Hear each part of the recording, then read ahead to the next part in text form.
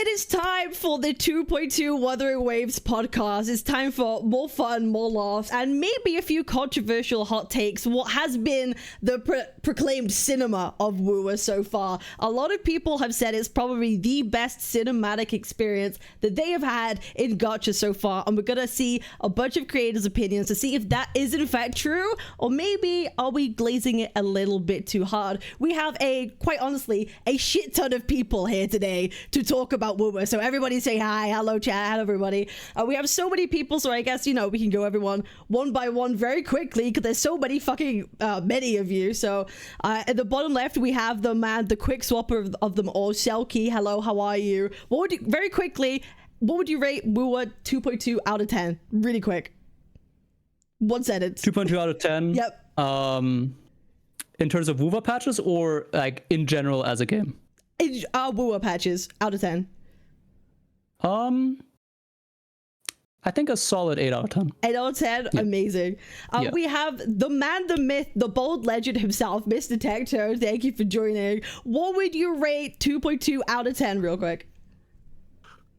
I want to address the elephant in the room real quick. I would like to say this is a protein shake, not a milkshake, before anybody thinks I'm a fat fuck for drinking this. This is 300 calories and 45 grams of protein. My beautiful girlfriend made this for me, and it's delicious.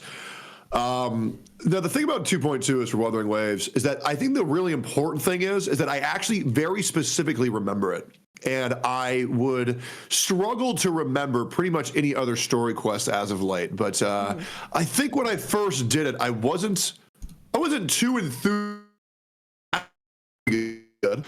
But the about it, the pacing was so good, and it told like oh, sorry, I'm talking too much. It was good. 8. Sorry. Guys. Well, out of 10, out of 10, what would you rate it? He said 8 out of 10. Maybe like between like a 7.8 and 8.2, somewhere between there. Yeah. 8.2. Okay. Awesome. And just a quick question, Cap. Before, when it comes to the ratings, are we talking about like just the story or like the patch as a whole? Just right now, just the story. Just the story as a whole, story experience. Yes. Cool. We now have. What makes a 7? Sorry. Oh, well, I'm sorry. I just always like when people rate things. What makes it 8.2? Why not just an 8? Or like a 7. Okay, so the reason why is in my specific parameters, I have 5 different factors that I consider to be out of 2, right? And then I add all those together, and that's what would equate to an 8.2. So sums of 1.8, sums of 1.7, you add them all together. Yeah. Like exposition, storytelling, story. Yeah. All right, cool. Yeah, I just want to. That was just bothered. I was like, what the fuck is that 8.2? I never heard that shit in my fucking life. Okay, speaking of which, Ethan, the man, the myth, the big man himself, sipping on his coffee. I assume that's coffee that you're drinking. What would you rate 2.2? It's an energy coffee. Yeah. Protein coffee. It was like an 8. It was solid. A solid 8? Yeah, like 8, yeah. Awesome. We have the GamerSups man himself, Code Kaza. How are you, friend? How would you rate 2.2? Yo. I would rate it, a 9. For the story, a 9. But for the rest of the update, it's a little bit different. Have you tried Happy Juice yet? I haven't. I actually asked to get it. I'm getting it. It's in the mail. Good. What code? Did you use code Baldy or what'd you use? Code Kaza? I use code Kaza, yeah. Okay. I use code Baldy for 10% off, but I get royalties no matter what code you use, so feel free to plug all that, guys. Use Happy everyone's Juice code. I would show you how it looks, but I already drank it all because it's so delicious. But yeah, anyways. Now we have Mr. Wuthering Waves himself, Mr. Seitotas, the man who launches the nukes, as they say. How are you? What would you rate 2.2 story out of 10, sir? I'm having a great day today. Thank you, Techie, for the raid. Yeah, I would say the rating that I'd have for it is like either an 8.5 or a 9. And I have good reasons why. It's a little bit high, but I have some good reasons why. Okay, awesome. That's like the highest one so far, I think. Like a 8.59. That's pretty fucking high. Then we have Connor. You have returned to Wuthering Waves from being a PGR guy, okay? You finally saw the light and saw why 2.0 was a great patch. What did you think of it? Out of 10? Yeah, I did see the light. I died a little bit after 1.1 and then 2.0 brought me back in. And I got to say, I was really impressed with 2.2. I think it definitely exceeded my expectations. So I'd probably give it like a 7.5, maybe even creeping up on an 8. I really liked the immersion of it. I think it did pretty well. Okay. Creeping up on an 8. Very interesting. Okay, awesome. And then we have finally Mr. Montelli himself. A very anti-Phasalia. Mr. Are you a Cancerella hater, Brex? Like, what would you consider yourself? Oh yeah, absolutely. Yeah, no, a 0 out of 10 quest, worst shit I've ever played. Crazy.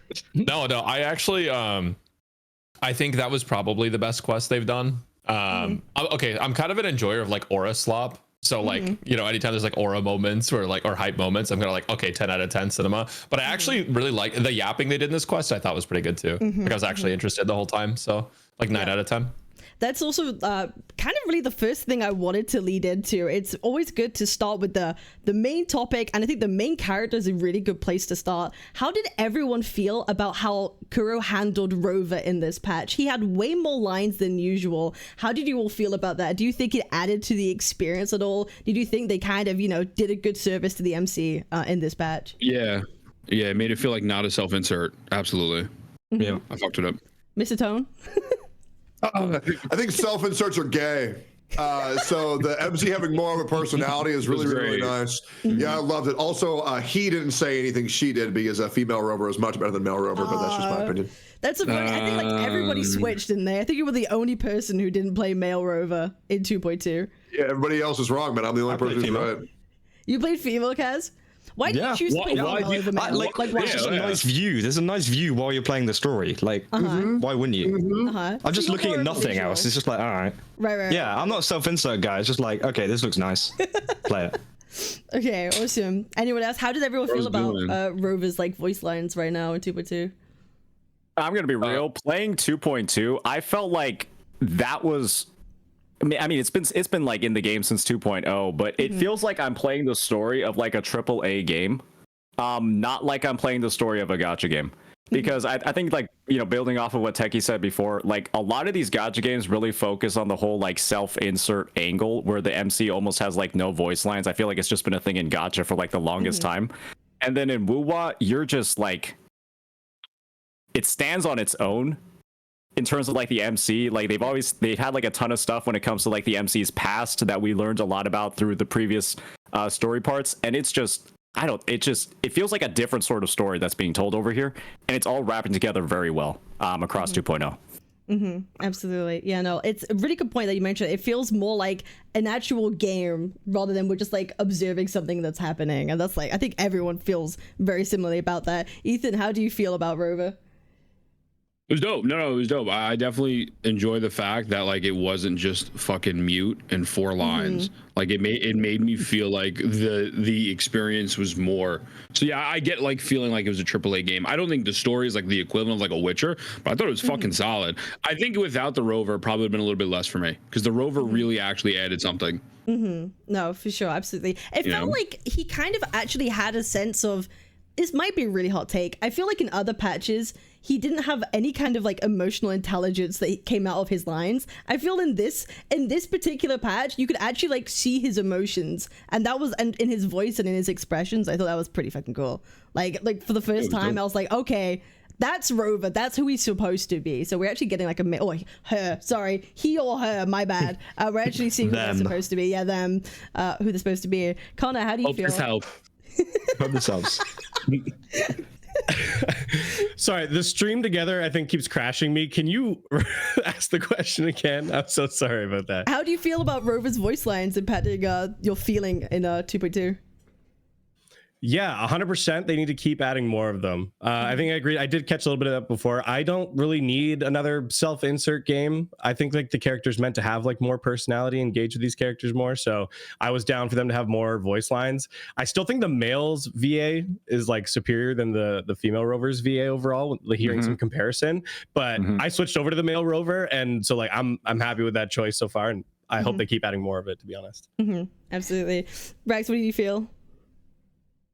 So, yeah, no, I think that like the more gachas I play, the more I realize like, wow, every game is you have amnesia and then the character has no personality and they add nothing to the story. And I am just really fucking tired of that. So like getting to see like Rover actually be a character is so much better, because I think you have so much more room to write a compelling story if the character has an actual fucking personality. Like The Witcher 3 would not be as good if Geralt was like, who am I? choose your path, you know. Like Yeah, people like Geralt is Geralt for a reason. Yeah, there's like a theory that if you have the whole like amnesia trope, you're a blank slate essentially, and you're not tied to a certain storyline. So because with the Gacha being a live service game, you can kind of rewrite the story as you go along, right? You can kind of like not make it up as you go along, but you can totally like adjust as time goes on, as the year goes on, what you want to do. I think there's been a bit of talk recently actually about how people feel about Rover being, you know, this someone suffering from amnesia. Some people think it's totally fine and some people think it's lazy,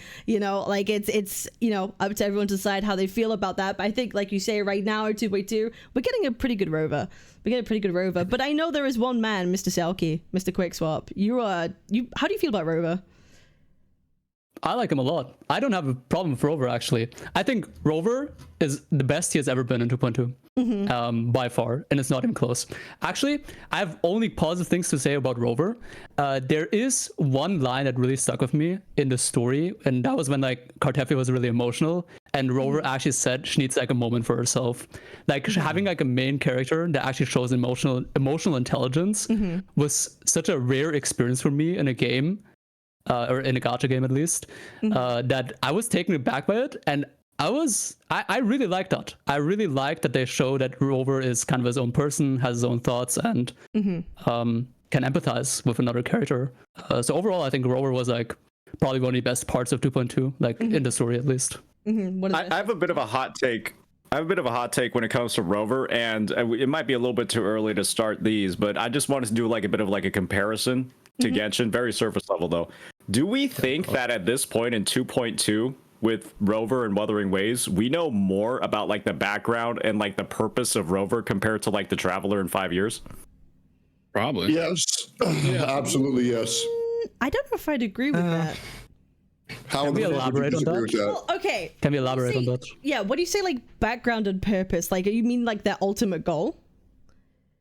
I mean, just like their ultimate goal, like the reason why they're doing things, the past suffering or like the past struggles that they've gone through, like basically why they're doing what they're doing.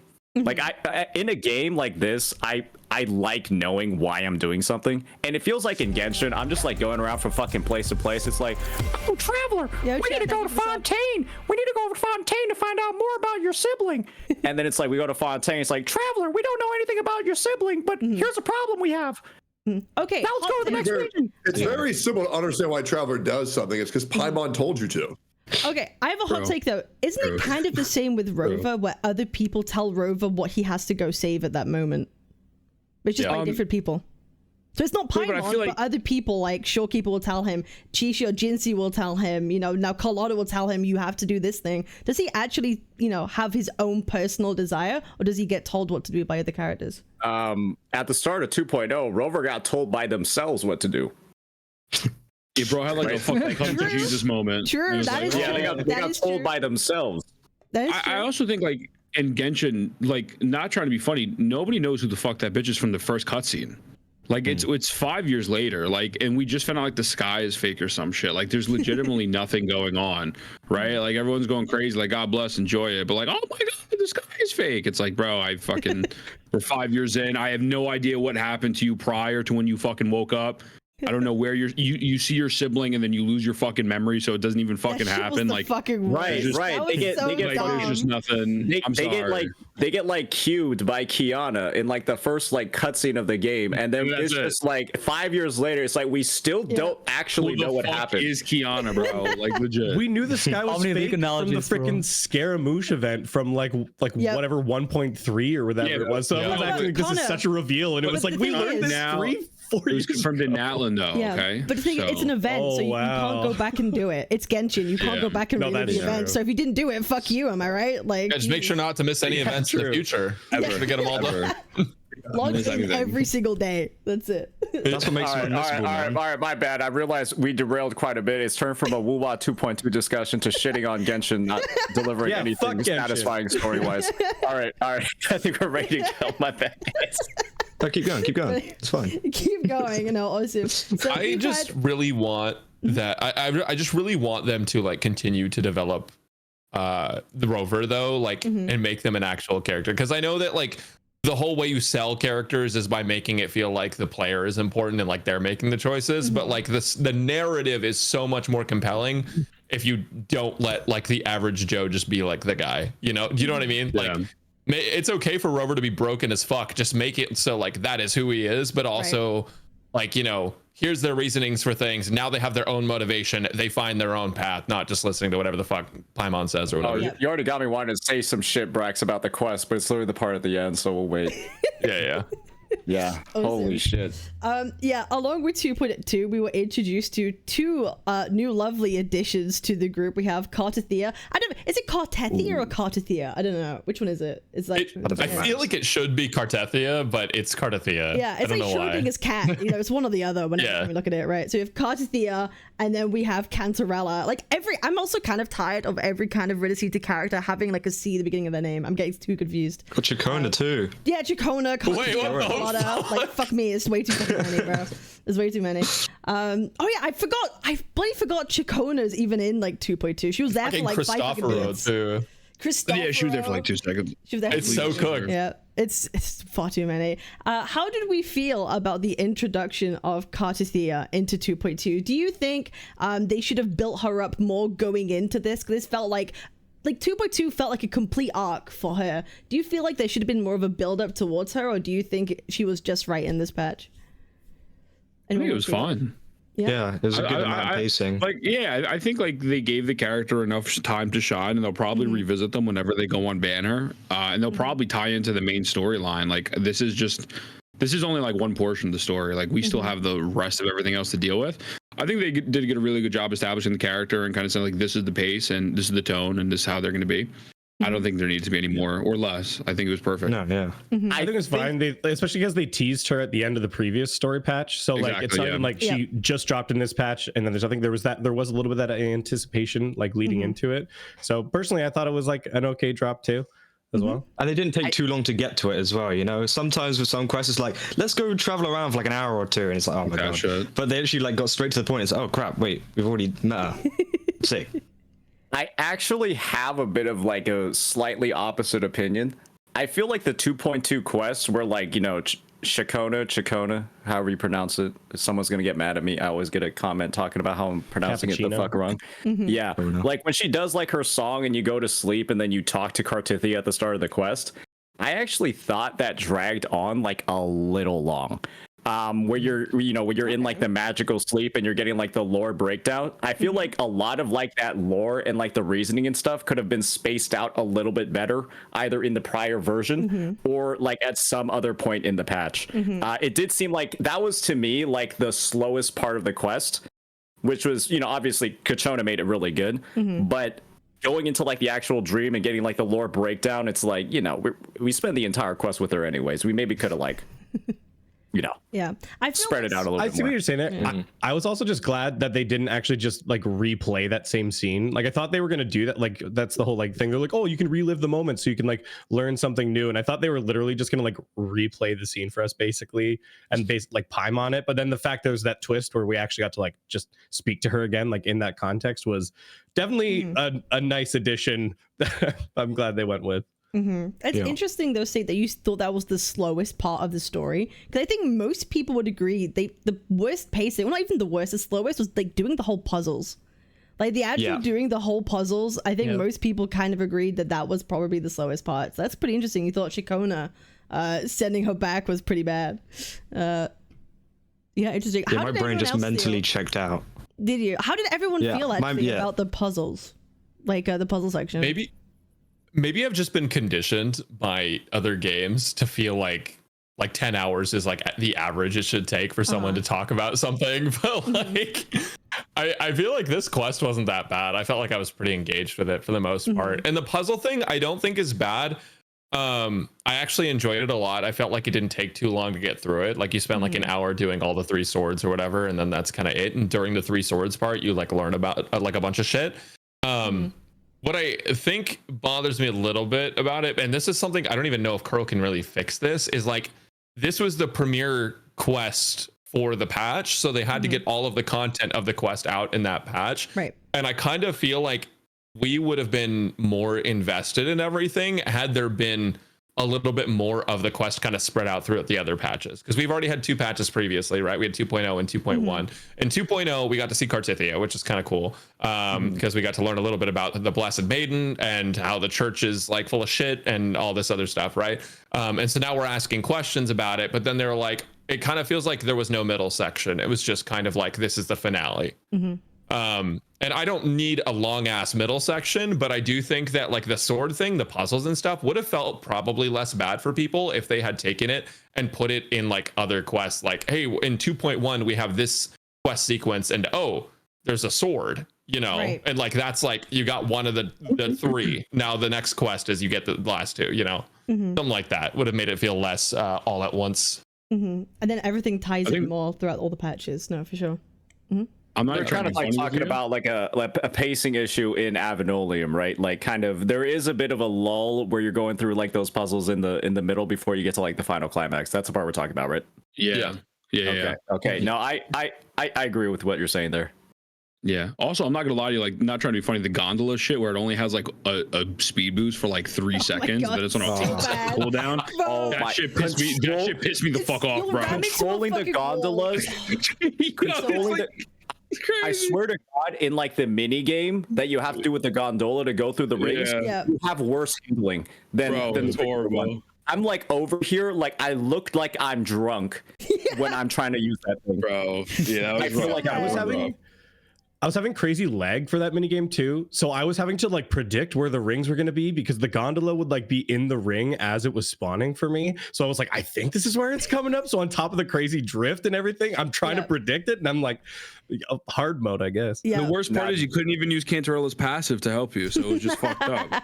That to me. I should have just been able to use my Cantarella just to win that shit. Exactly, bro. I try to hop out and fucking swim there. Like, nope. I'm like, all right, well, I guess we're taking this. No, no, it's pretty fucking bad. You'll drive into a wall and suddenly you're stuck for 30 minutes. It's pretty shit. Yeah, that's pretty bad. And I have a feeling, you know, Kura prides himself of being the game that has really peak traversal. So I think, you know, they should spend a bit more time on their traversal mechanics in the water. That'll be pretty cool. That'd be pretty cool. Not that we spend that much time in it anyway, but either way, is there anything else anyone wants to mention about Cartithia as a character, her involvement in the story, and any negatives, anything positive? I'm totally down to hear from anybody. Yeah. So I know everyone's like, oh, Gathering Wives, like this is like shit, you know, why is everyone in love with the Rover? But like it was pretty fucking funny. I feel like the Cartithia stuff, like the way her fucking head turns like that, like shit like that was pretty funny. I like kind of talking about the gondola thing. Yeah, the controls were dog shit, but I really appreciated that while we were going, they were talking. It wasn't stand there and talk to us and then we get in the gondola and go. It's like the entire time we're having this conversation. So it feels like we're moving the entire time, like we're doing something. It's so like that was a good. God of War. Like a God of War moment where you're talking with you're in the boat with, I forgot the severed head, I forgot his name, and he's just talking to you about like the lore and what's going on around. It's like it kind of really reminded me of that, which I thought was pretty fucking dope. Yeah, they even do that before you get to Avenolium when you're in the fucking box car with Cantarella. Going to the entrance to Avenolium, it's just I feel like that's just such a huge thing, right? Because you could have just had it be an uninteractive bullshit dialogue like you have in Genshin, where you just like fucking you're like spamming the space bar for like 20 seconds and then you just teleport over there. But instead it feels way more interactive. You actually want to listen and you're interested because you get to like look around and like actually, you know, see the new scenery and shit versus, you know, more static fucking dialogues and camera angles. Now, look, I've embraced the Gathering Wives meme. I don't even care anymore at this point, if I'm being honest. And like the moment when you get to pick, like, who do you want to ride in the gondola with? I picked the greedy and stupid option. I don't know if everybody else did, about trying to push them all in there anyway. And I just thought it was funny as hell too. Like, so I was just on board. They seem to be embracing it with that, right? Like they kind of know about the whole Gathering Wives situation. Does anyone here care? Does anyone here care about Gathering Wives being a thing? Ryuku. Yeah. Karen About it. Watson's like I don't know, man. I'm like not gay, so like I enjoy the fuck out of it. I like how down bad Cartethia seemed for us the entire fucking trip. It's nice. I don't like dancing around the subject. I want to know if these bitches want to blow me or not, right? So it's like very nice when the characters are just like straightforward. She leans on you. She wakes up. Oh my god, I can't believe I was doing this. Blushes. That shit was adorable, bro. Yeah. I will say the big form of her was insane. Bro, Like, I need that to be big playable, Cartethia was please. insane. Please, That I shit was can't. crazy. It's so good. Yeah. Like that has to be like her like enhanced skill mode or something like that when she comes out. Like it has to be. Please. Better. That would be so Please. fucking sick. One thing that throws me off about a big Cartithia, like her arms look like an orangutan's. They're like so fucking long. Almost looks a little uncanny. I don't know if you guys have like played Warframe. I just kept thinking like she looked like Ballas. You know, the Orokin dude with like the fucking arm that's like 7 Bro, feet long. she has the Rappa arms in the HSR when she does her ult, and like you see fucking Rappas like shit just all over the place. Like that's what she has. Free cam Absolutely. Rappa. Yeah, legit. She definitely would play in the WNBA. She'd probably play in the regular NBA. Yeah, for sure. Yeah, no. I think we all At the end agree. of Space Jam, Michael Jordan's arm stretch. It's good stuff. No, big Cartithia is absolutely fucking peak. And like, I'm someone who, you know, I like to have my men in gacha games, but also I just really enjoyed the females and the quote unquote the wives they're putting in Wuwa anyway. I think they're done pretty well. Their designs are awesome. I like how they're involved in the story. I don't have an issue. I actually really just loved Cartithia. I thought she was just so great, and I have zero issue with it whatsoever. And that's coming from someone who's like, oh, we need more like guys in like gacha games. So I don't know if that speaks for anything, but yeah, but I think I know there is someone who does have maybe a little bit of an issue with Cartithia. Selkie, correct me if I'm wrong, that you may have a little bit of a problem with her as a character, or am I crazy? Yeah, so I'm probably the only one that did not like Cartethia that much personally, because I play a lot of story games in my free time. I actually am like one of the biggest story game enjoyer. Like what? And so some of the games I really liked were Amori. My side, I think BioShock has a really good story as well. I have a hard time actually naming. My side would be a story game. BioShock. Yeah, BioShock is a story game. I was like my side. Did you say B side? Yeah, Misa. Misa is less of a story game, more of a message game, kind of. Yeah, I was about to say that shit is definitely not a story. That's just like a fucking waifu bait horror game. Yep. Yeah. Waifu bait horror game. Nah, I think it has a deeper message.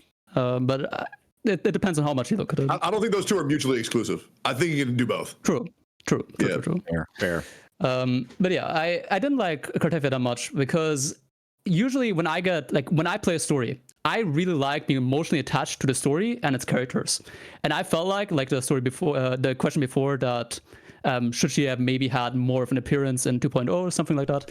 That would have greatly added to how I would have felt about Cartethia in 2.2. Because I will be honest, seeing the glass shards being like put together for the one window or whatever, to see her backstory, to me personally, it didn't tell me anything about her. It didn't tell me anything about her. And I do know there was an ending cutscene where we shortly talked to Cartethia. But even that didn't really give me much of an emotional connection to the character.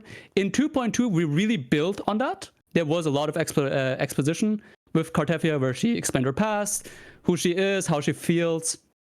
But I'm just not personally a fan of Cartethia as a character because I feel like this Gathering Wives thing, I've also just come to accept it. It's just what works for Kuro. They just do it all the time. I don't think anyone can even deny that anymore, considering we're even talking about it. It's like so like much spoken about that like we can't even deny it anymore.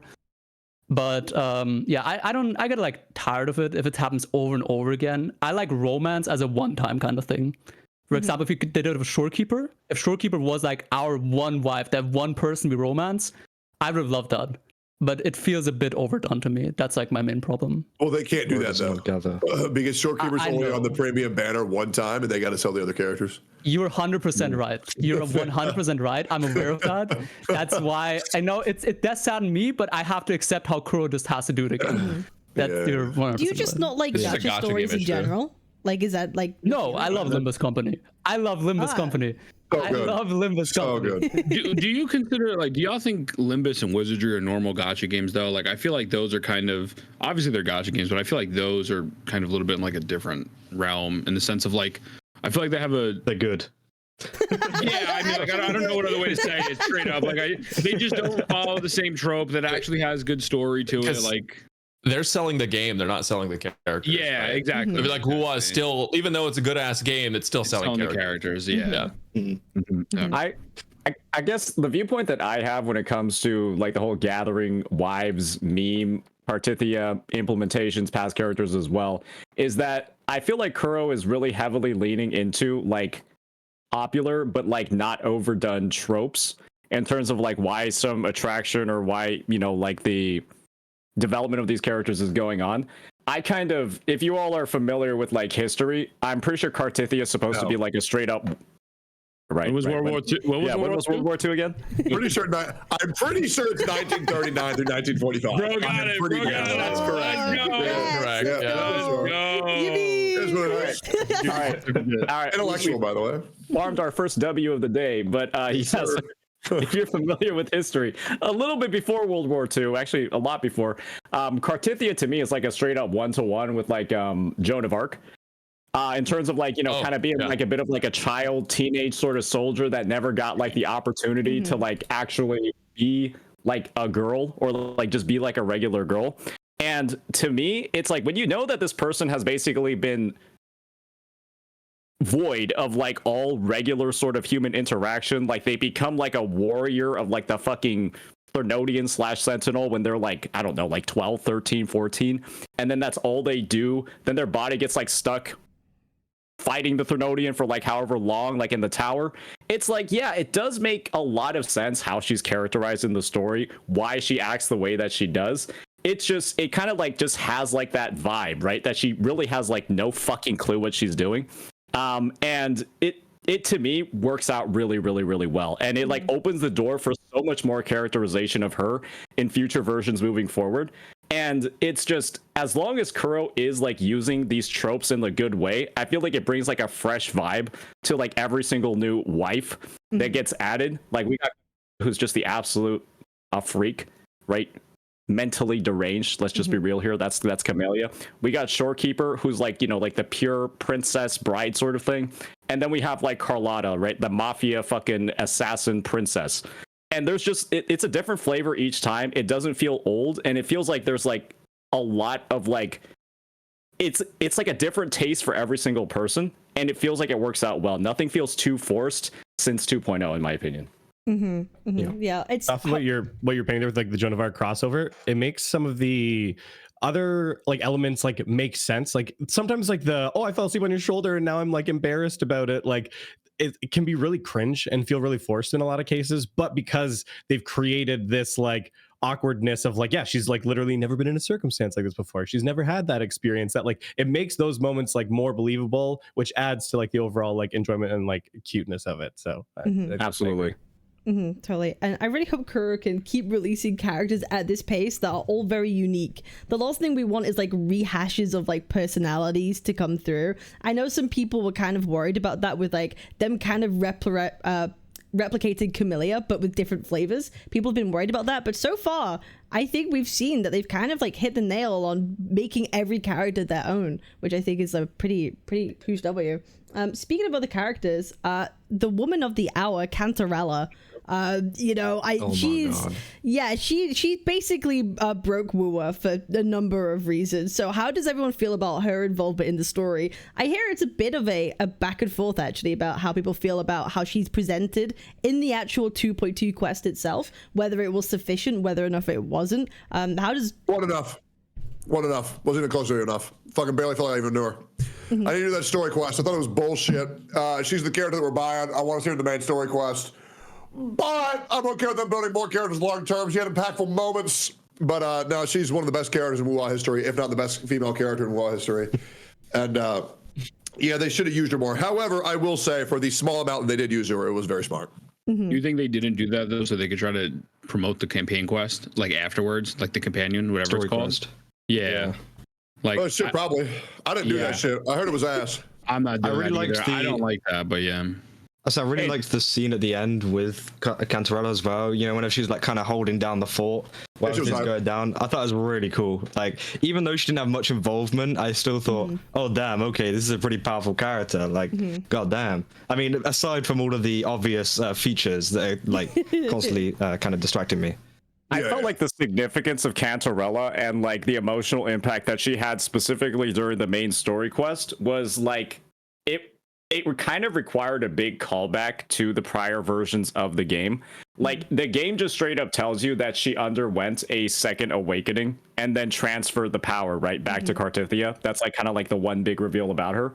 But it's like, if you don't fully remember what a second awakening entails, I feel like there's not as much impact. Because like, I don't like, you can see the cutscene of like Jinsei undergoing her second awakening from 1.1.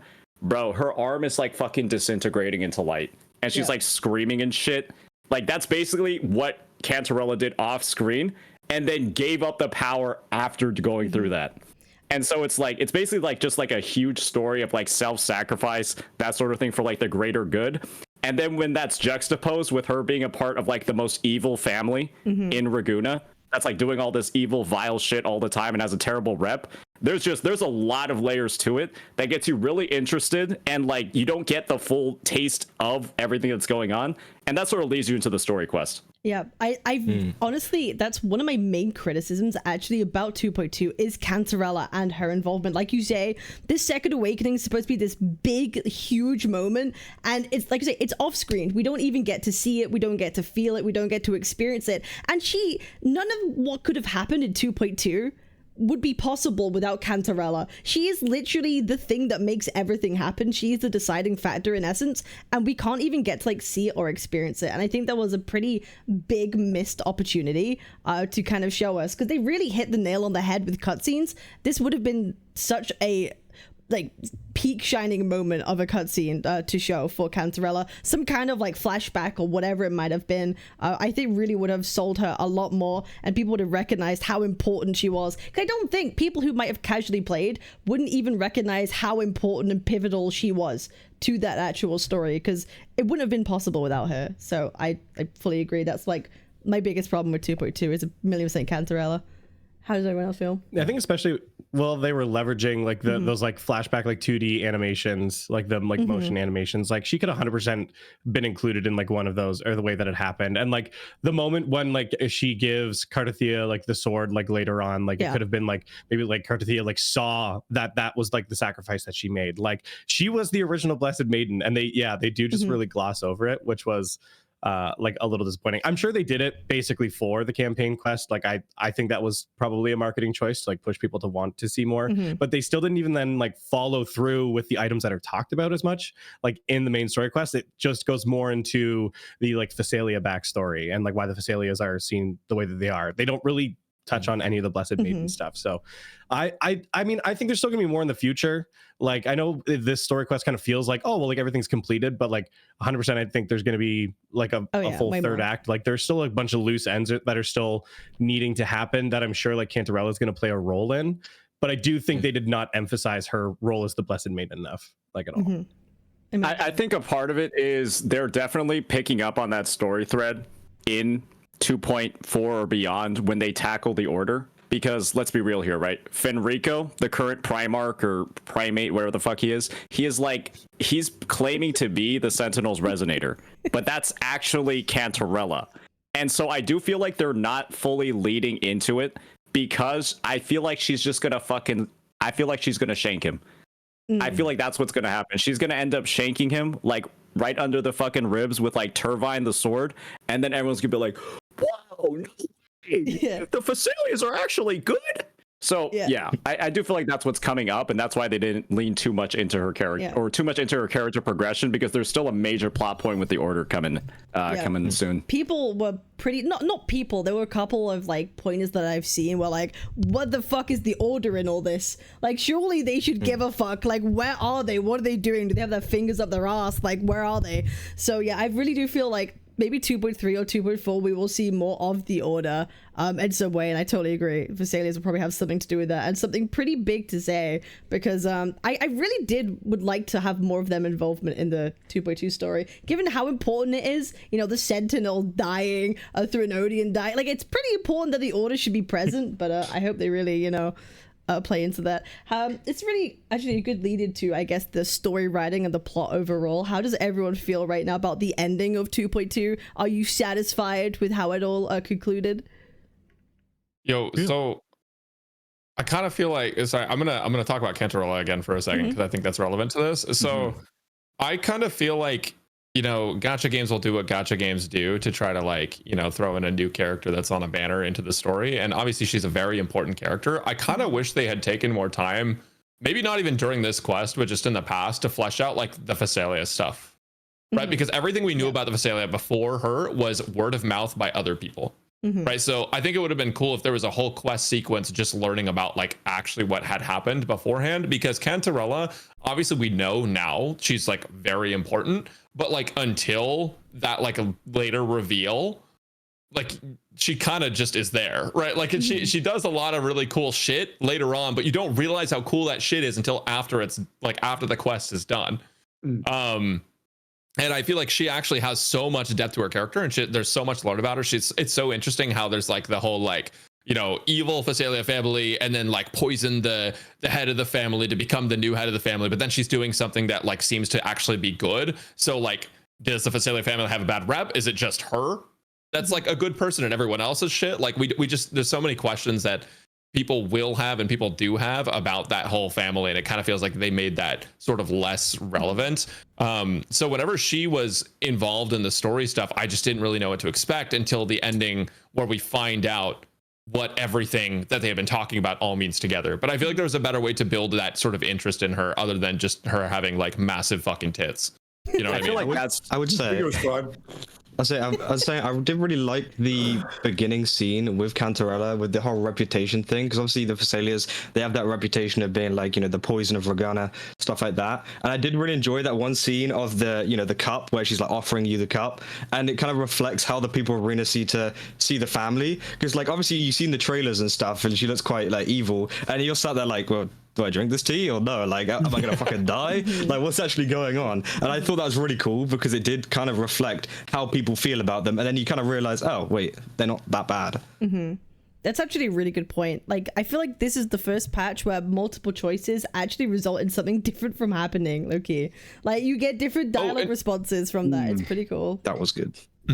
I also think that, like, a lot of the games that we all are kind of playing just have these, like, they introduce these characters as morally questionable, and then it's like, no, they're good. But, like, I think it's okay to leave them morally ambiguous. Yeah, right. Like, just like let them make evil characters. Let them make characters that, like, okay, I don't really like them, but I think they're cool as fuck, so I'm gonna, you know, that kind of thing. Yep. What do you think their incentive is to not make evil characters? Because they're worried that the average gacha player will be upset by that they hate the MC. What do you think the reason is? Yeah, they'll say, "Oh, this guy's mean. I don't like him. I don't want him." Isn't that why they rewrote the fucking first story? Because Shixia was mad aggressive to him or some shit. Yeah, Shixia was too mean to me. Okay, wait, that shit doesn't make sense to me though, because, like, if you start, like, not trying to be funny, go back to Genshin, but, like, with Fontaine, like, Farina was a cunt. Like, she was fucking absolutely. Yeah, but then you feel bad for her, and then she's like your friend. Exactly. No, but they took 2 whole patches to make her feel special, and then her. And out of curiosity, so they took 2 whole patches to make her seem amazing, and then when did they release her to pull for her? In the patches, she was good. Yeah, no, but I think you could ease into it though. I think you could, like, spread it out over time and, like, still have that ambiguity and be like, hey, like, is this person still bad? But yeah, they should still have evil characters outright, but at least make it fun. I don't know if that's a reason why, like, maybe they don't have Scar or Falova in the banners yet. Because is it because they're evil and they just don't want to do it because they're too scared? They're like, oh fuck, maybe people won't actually pull on them because they're evil. I don't think Kuro's scared of adding, like, morally ambiguous characters, right? I'm pretty sure in PGR there are, like, absolutely, like, evil characters that you can pull on. Correct me if I'm wrong, Connor. Like, a couple of them are, like, mass murderers. Yeah. And, like, even after they become playable, like, they're still not good. Yeah. So, like, I hope they don't change that like every character needs to be, like, the hero and be good every time, because they didn't do that with their, with PGR. So I was gonna say, guys, I feel like we've already gotten like our answer to that question, because I'm gonna be real. I feel like Camelia's just been fucking crazy the entire time. Oh yeah, She's crazy, but she's on your side. I know, but she's obsessed with you. She's crazy, but she's crazily obsessed. Like, yeah, she's literally evil. seems clinically insane. Like, still, like she still seems crazy. I think she was across all of 1.0. I don't even think anything about her characterization changed at all. She's just a fucking freak, and she has been, and people still pull the shit out of her. But maybe because she loves you. It's like, that's the line. As long as she gives a shit about you and she loves you, like, it doesn't really matter, right? She can be as crazy as she wants. Maybe that's the golden line there. Like, I want a character to fucking hate Rover, but just be cool as fuck about it, right? And then, like, we pull them because they're cool. And maybe if they're on the same team, they talk some shit, right? I feel like that'd be cool. But I feel like that's like a Western game difference. Yeah. From what I've heard. Yeah. I don't think it'll happen. I don't know. Game. That's how they'll bring Kelchar JP back. does that all the time, though. JP does that all the time. So I don't think it's really. Yeah. Just get pissed at each other and then fuck on the side. I don't mind that. Yeah, crazy. But yeah, I think it'll be really cool. Also, I would love to actually have more of the actual Montelli family be introduced into the story somehow. Like, all the Crescentia family. Like, why is it it's only Carlotta, and like we have like Zanny's not like a Montelli, but she's in the Montelli umbrella. We have Cantarella with like Sebastian, the very British, like old looking dude, you know what I mean? Like, I feel like, where are the others? Where are the others in these families, in these feuds? I feel like that's kind of missing at the moment. I see the whole Soprano family. Yeah. Like an actual gang war. I feel like that'd be so good, though. That'd be sick. That would be sick. Yeah. That's also another thing I liked. I liked how Carlotta kind of appeared at the end of that. Like, hey, don't forget, Mabby, I'm still here. Like, I'm gonna fucking beat the shit out of them if they do anything to you. Yeah, I'm like, oh, yo, thanks for checking in. I'll be back home soon, okay? Yeah, absolutely. Right. I think moving on a little bit from the story, unless anyone else has anything they want to add to the story, I do kind of want to talk about, I guess, the visual aspect, the actual cinema that we are experiencing right now in Wuwa. How did everyone feel when they first went to the Avenolium for the first time? How did you feel? Do you think they cooked? Cinema. Oh yeah. Visually, it's fucking crazy. I'll be honest. You know how you guys said that there was dialogue while you were in the gondola? I didn't even notice it. I was too busy looking at the story. Right? Yeah, it's crazy. Right? Too immersed. So pretty. It's so pretty that people with mid-range phones actually lag and struggle to run it at the moment in the Avenolium. Like, it's too pretty. The game is now becoming too pretty. Yeah, it's a bit of a crazy. Turn RTX on. That shit's crazy. It's so good. It looks so good. It's so fucking good. It's amazing. Okay, awesome. So now moving on from the story, how does everyone feel about the exploration that you are having in? Has anyone 100%ed it yet? Has anyone done it yet? Connor has. Not 100%. Close enough. Close enough. Is there a lot to explore? Because I didn't really I saw there was like 2 waypoints or 3 waypoints. Am I missing a whole fucking area? It's pretty. You've got the Bald Waters, and then you've got the Avenolium, and they're pretty small. Yeah. And I feel that's kind of the case in a lot of areas in Rinascita and Wuwa in general. They're not like overbearing. Like, you don't have to do like a ridiculous amount of shit to 100% them. And I feel that's pretty good. Like, instead they just put like puzzles that are actually like hard, which are nice. Oh, I prefer that. Super easy to 100%. Yeah. Like, I did it in like, I don't know, 45 minutes maybe. Like, it really wasn't that bad. And I like enjoyed it overall. My only gripe with it was with the Avenolium. There's like a couple areas to explore. Like, you have to go and flip it. But like, you wouldn't know sometimes until you got there, because you would just do like the map tracking, and then you fly over just to realize that like, fuck, now I got to teleport back to go flip the map to go and fly back over again. That part kind of pissed me off. But it's annoying for like kind of farming stuff. Yeah. It's annoying whenever you're trying to farm a character and you're like, I can't find these flowers anywhere, and it says there's an island there, but there isn't, and then you just flip it over. Okay, that makes sense. Because whenever you're actually exploring the world out of your own volition or whatever, just collecting whatever, it's fine, because you're not really bothered about shit. I need to get to the island as quick as possible. But like, whenever it comes to like, oh shit, I need to get all the Cantarella stuff, and I'm here like flipping gravity 10 times over because the tracking just keeps changing it from each side. It's just like, oh my god. One huge miss just from the exploration was, for some godforsaken reason, all of Cantarella's ascension mats were only in Avenolium. Yeah, you had to do this story to level her up. Yeah. Which is like, I mean, why not just put them in Bior Waters, the other new region where you know it's like, you know, you could have literally said, yeah, the seeds fell down from Avenolium and ended in, like, they're literally in the, like, shouldn't the seeds just fall down and grow there too? Isn't that like a recurring problem though in WoA? Like, it's happened numerous times. Like, you had no, it story? hasn't. No, okay. The last time we had it was Shorekeeper's Ascension via the boss mats, where the fallacy of no return was the only way to level up Shorekeeper. And so you had to do the entire 1.3 quest to which features Shorekeeper to level her up. I still think that was a little bit dumb. But yeah, just having like story locked level ups is just, to me, it's like a lot of people, they just want to, like, you know, doing the story however long, right, is a decent time commitment. Even if you're just going through the dialogue, some people just try to level up the fucking units, you know, and then like, you know, do that in the morning, then come back and play the story later. Shit like that. Adopt like things other gachas do, where you have like an early unlock where you can just like go ahead and do it. Yeah. Like, go into a Sonorosphere, whatever it is, get your materials, go out. Pretty easy. Oh, we have that. We do. Yeah, don't say for the bosses. We do now, yeah. For the bosses, Okay. not for the mats. Not for the mats. No. Got you. Yeah, not for the world mats. Yeah. Well, yeah, no. Yeah, exploration, absolutely peak. I think peak exploration, because it's very quick and the puzzles are like harder. I'm so glad they actually made them more difficult. I think, what is it called? The picture painting ones, whatever they are. I was gonna say, is that still there? Yeah, bro, they're so fun though. I don't know what it is. Yeah, I love banging my head against the wall with them. I thought they're so good. I want more of them. Didn't someone make a whole website dedicated to that puzzle because people love it so much? Yeah, That's fucking This game's so fun. yeah, it's pretty cool. Okay, awesome. So now really kind of onto other topics in general with Wuthering Waves and some of the main talking points. I do kind of, sticking with the theme of exploration, do you think they're finally going to add flying to 1.0 areas? Do you think it's time? Now that they've added it into the 2.2 areas, the new ones, do you think they're going to continue the trend? I want them to. I don't think they will. I want them to, though. I think they'll add a mount. I mean, we have Inferno Rider. I think they'll make a mount gadget. I don't think they'll make flying for that area, though. Do you think they'll make it at all? Really? I think they could, because the thing is, they could make a mount in the game where it doesn't like fuck with how the world already is. It's just that 1.0 was not meant for flying, right? Because if you could fly in 1.0, everything about exploring 1.0 is entirely trivialized, right? Which, not like it was difficult, but I think that they would have to go back and change. Some parts were pretty fucking difficult, bro. That place above the Inferno Rider with the two buildings that are floating, but I fell off so many fucking times, and the broken road too. That shit was a pain in the ass. Comparatively to like, they just give us a fucking motorcycle that's not Inferno Rider that you can just ride infinitely. A flying motorcycle. Oh my god. Yeah.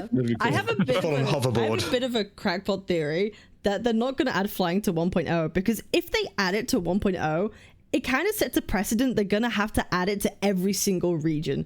Like, every single region, they're going to have to add flying, and that's not going to make any sense. And I think Kuro needs to do what Kuro does best. There you go, chat. Cool traversal. There's my proof. Right? Cool traversal, and then when we go to a new area, like New Federation, wherever it may be, it's a new traversal mechanic, because flying, like, it's not going to be flying something like cars. Like actual vehicles or something. Like, I feel like that's the way they're going. I feel like it'll be very cool. Lamborghini. The way that I view it, passive flight anywhere. Thoughts? Not game crazy. Oh dear, that doesn't sound very good. I mean, I think the way that it was worded in like the little story, I made a joke about this before in a chat. There's actually, like, non-sarcastically, there is a lore reason why we're able to fly. Like, you guys know, like, the wing rays, right? That we use to, like, jump up and, like, tether up and then start flying after that. Those wing rays, like the echoes, are actually used to, like, transform your glider into the flight thing. And so with, like, the whole idea that these wing rays are, like, a little bit exclusive to Renacida, and, like, that's a mod that you only find there, that's like a reason why it wouldn't be in other regions. And I think as long as Kuro comes up with a new exploration gimmick for every region, like you guys are saying, there's a new exploration gimmick that everybody gets for free. It's a gadget and doesn't have like any crazy upgrades you can get from the gacha. I don't think that people can really care too much about the lack of flight or the lack of, you know, like sort of like back back reading isn't the right word, like fucking like reverse compatibility of like travel in all the other regions, right? Where it's like, now since you have cars in the new Federation, we need cars in Renacida too, and we also need cars in Jinzhou. And so it's just like, oh fuck, man, like, god damn. It's like, if we're gonna be talking about, you know, oh, the flight needs to be like, in all the other regions. And it's like, oh, we need all the Saurians in all the other regions too. I need Saurians in Inazuma. It's like stuff like that. Yeah. It's a lot of like going back and forth. If I'm going from gameplay perspective here, though, it's going to feel bad if they release like a new region, like in 3.0, and then we don't have flying there. Like, I just think from an overall gameplay experience, it will feel bad when you have when you give something to the player that everyone has been like complimenting and like praising as one of the best additions to the game for like an enjoyable exploration experience. And then now they're like, oh, we know you love this. Now we're going to take it away. So, please don't be mad. Like, I just think that people are going to be like pissed about it. So I hope there's other alternatives like you're saying, but I think once you kind of hit flying, which is kind of like peak open world exploration, there's not much more you can go to from there. Like, everything is going to some degree feel like a step back. Because even like, for example, I actually kind of liked the sailing event, the dredge event that happened with like the old man in the sea, but that was flying, so I could still jump in and start flying if I needed to do something else. So like it wasn't like you were swapping one out for the other. So I do think it will be a downgrade in experience if that's taken away. But would that be true if like the environment that it's made in is made for vehicles, right? It's made to be engaging for that traversal type. Surely then, if that experience is fun, like flying might not make sense. Maybe flying might be like kind of like boring compared to driving around and doing certain things and hitting certain like instances that might make interesting. I want to be like Batman. No. True. I want Batman in the new Federation just stand up on the fucking skyscrapers and fucking fly off the end of them. That'd be sick, but no, I don't think it would work. I've heard that there's a law reason why you can't fly in New Federation. Like, I've read somewhere. You need to do your there is. It's because the wing rays are what let you fly, and nobody can take echoes out of Rinasida because of the order. So the wing ray echoes that let you fly, nobody can like take them out of Rinasida. I'm hit you with it. It depends though. As long as that new traversal mechanic is just as good or as useful as flight, then I think it will be fine. But I personally would love flight in those other regions because it is just so much fucking fun. But if they have an alternative that, like, if it's like, let's say riding a mount and then the fucking mount can float or climb up buildings or some shit, like fuck it, who am I going to complain? Like, I'm not going to sit there and shit on it. But yeah, I would love it to be flight. But I do think there'll probably be something of equal substance. I think it's entirely based on the. Hey guys, how's it going? Yo. Sorry I'm late, guys. Work held me up, and then Cap got the times mixed around. It's all good. It happens. Hello. Yeah, I was gonna say, just based off of like flight and all of that, it's just there's one mechanic in Rinasida that no other region has that nobody really talks about, right? But is necessary in the world design, and that's all of like the illusory cat paw sprints that are just scattered all over the fucking place. They kind of look a little bit out of place where they just randomly are, and that is only there because of the design of Rinasida, because it's so fucking expansive, right? There's so much like space, there's a lot of gaps in between every single like landmark or point of interest, and so you need those illusory sprints to, if you're not flying, actually fucking get anywhere. Otherwise it would take you like 5 minutes to walk to like each chest or like each unlockable. And so if the region is just more condensed, you probably would feel the impact and the joy or like the necessity of flying a lot less. If the environment around you is engaging, I can understand there are ways to mitigate it. I understand that. And like there can be lore reasons to explain as to like why it's not accessible, but like to me I think that's like irrelevant from like a gameplay experience, because like it's still like a game first, and so you want a fun gameplay experience. And I have a hard time believing that taking flight away from players after they've been enjoying it and come accustomed to it is going to be a better experience for players overall in like a new region. Because again, like I look at like the Old Man of the Sea event where like it was all that whole area was centered around like sailing, and like you're sailing between the islands, and they were close enough that like you could sail to the other island and you didn't need to fly. So there was that like incentive to it, but the two items still worked in tandem and still made you enjoy it, because you didn't have to have one or the other. You just had multiple forms that you could leverage. And I still think it's going to be a problem if they fully take it away. That's fair. Yeah, I don't think they'll fully take flying or do something like that in future regions. I think future regions they'll keep flying in or have a similar mechanic that is just as good as flying. I know a lot of people want them to put flying back into Huanglong, and I think that would be great for Huanglong, but I don't think they will until it suits the narrative. I think if there's like a cataclysmic event in the story that causes like a change in Huanglong, then it'll go, oh, now you can use flight.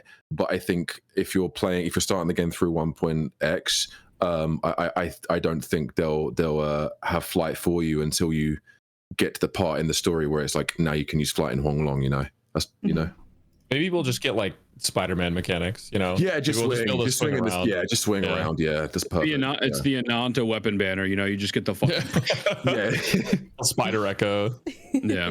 Wait, that actually sounds crazy for New Federation, like momentum based. Yep. They can totally do it. Cut me a check, bro. Cut me and Brax a check. You know, let me get out there. and shoes that stick to buildings, so you can just like walk vertically up. Wait a second. NTE could never. Wait, hold up. NTE. Where have I seen this before? Hold on. Yeah, honestly, yeah. If they had that and like a bunch of buildings, you just swing to. I don't even think people would. Wait, we already can sprint up buildings, though. Oh, yeah, we can already sprint. Yeah. Like we can literally do it. We just forgot because we fly too much. We were too busy flying. That's why. I low-key forgot you could just run up walls in this game. Bro's been playing Genshin, bro. It's cooked. You need a Saurian to do that. It's cooked. Yeah.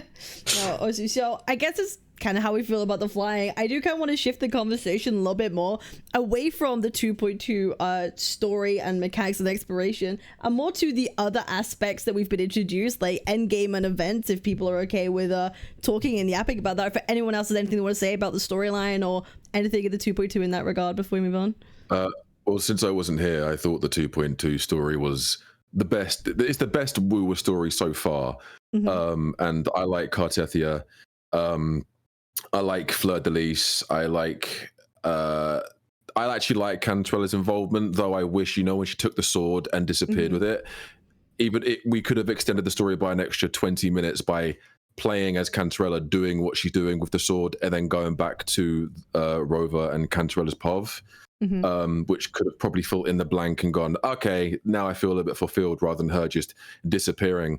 But I said to a lot of people, it's like the kind of character that Cantrella is like the wise guiding character, like how Changli was to you in 1.1. I feel like Cantrella took on that kind of role, but also in the Cantrella story quest, it expanded a lot on who she is as a character and the history of her and her family, which is cool. I hated the gondola. The gondola can actually piss off. I hated that gondola shit.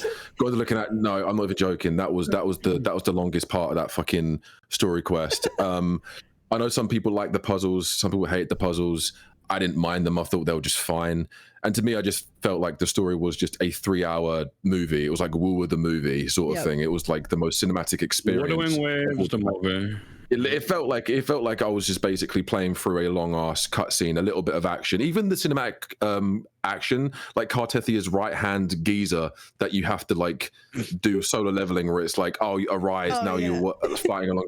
Yeah, even that fight was so cinematic and so easy. I was like, I'm just playing through it's walking me through the fight. Yeah, I'm not really struggling at all. So I just felt like a 3-hour movie. Out of curiosity, did any of you guys pick up on the very blatant parallels between 2.2 Story Quest and Ocarina of Time from Legend of Zelda? Yes. No, I've never played it. All right, so let me explain to you every single parallel that was in that story quest. So first of all, in order to get to Princess Zelda, which by the way, Cartethia is Princess Zelda, in case you guys couldn't tell. Yes. They also look similar in appearance. You have to get these 3 stones, and that gives you the ability to go on to the next traversal land, which is what you do when you have to break the 3 fucking pillars, and then you go to the next land. In the final fight, you can't beat the final boss until you get the real sword, which is the same thing as Zelda passing the mastery.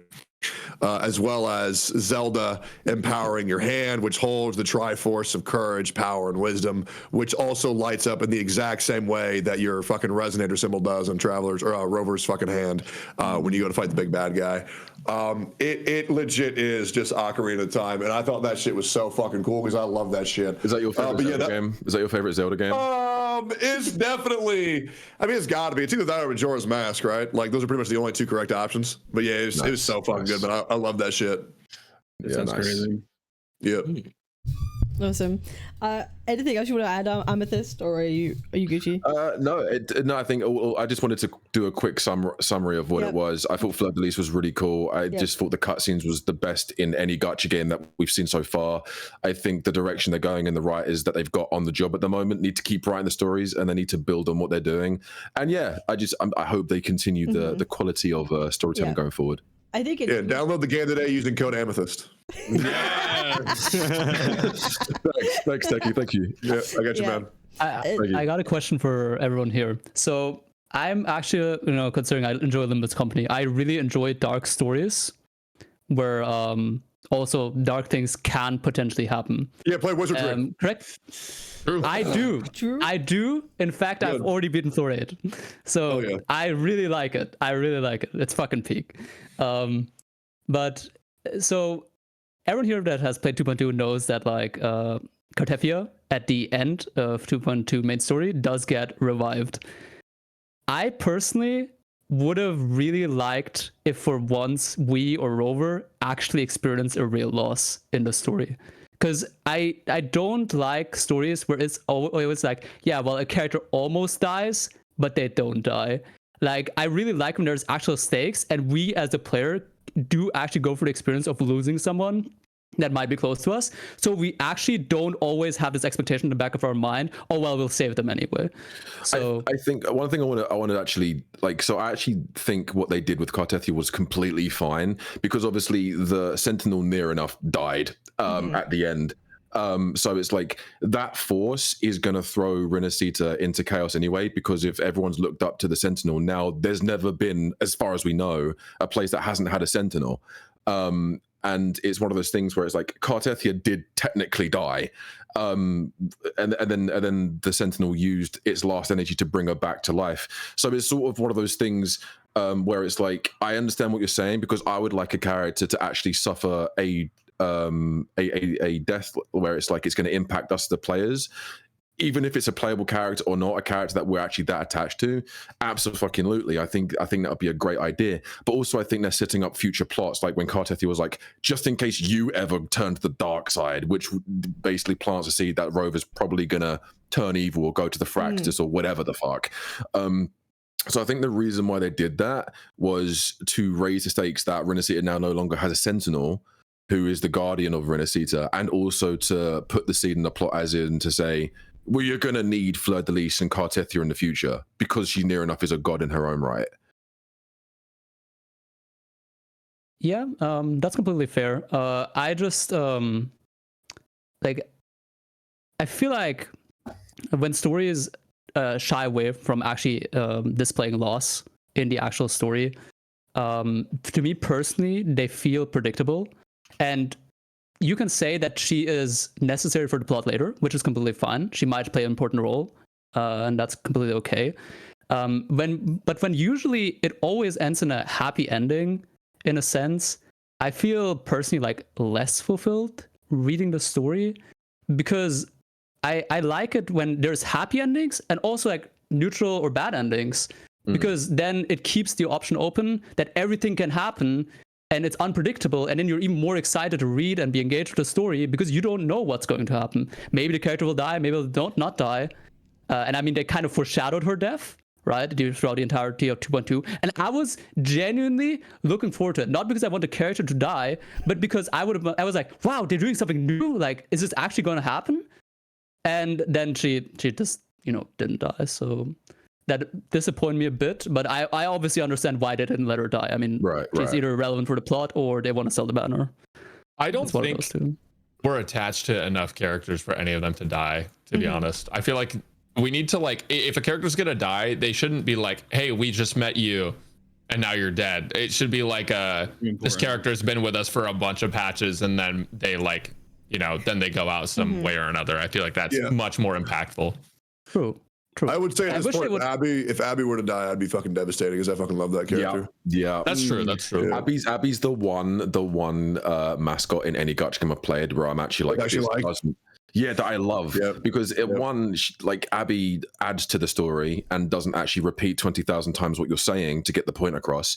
And also, it's one of those things where it's like when Abby comes out, it's of a relevant point. Like she's actually saying, "By the way, I need to tell you this, and it's important because you haven't actually heard it." And it's like, "Oh shit, Abby actually added something," rather than being annoying. I was like, if you're looking for loss, you should play Genshin Impact, man. When Tepe died, man, that fucked me up.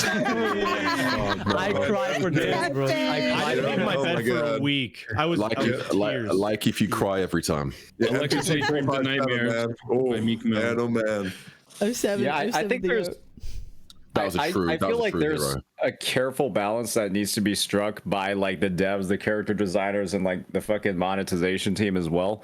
When they're like thinking about how they want to like integrate loss, how they want to integrate like permadeath, that sort of stuff. Because let's be real here, right? A death really only has impact if you've been like building up that character across maybe like several versions or like a couple of months. And so this is like taking a cow, right? That you've been like raising to produce milk. And then like it produces a lot of like great milk that's really good, and then you like slaughter it for shock value, right? And then turn it into beef. When it's like that is like literally something that could have been making you more and more money in the future. Let's be real. Nobody wants to like pull a character that's like dead.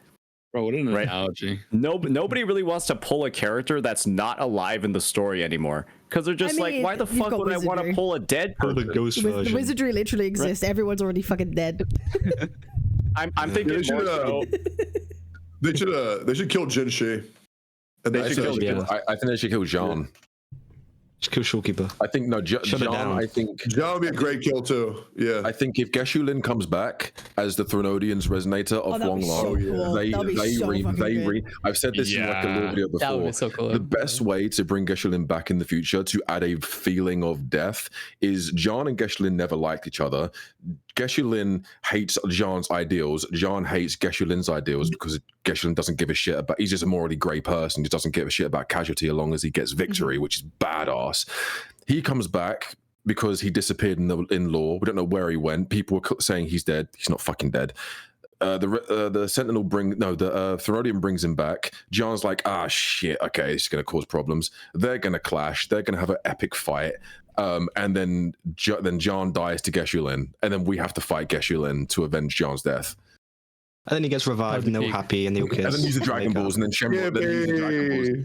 Then use the Dragon Balls and then he comes back. Yeah, exactly. Yeah, that'd be really cool. I don't think we'll ever see consequences like that in these style. I think we will. I think we will.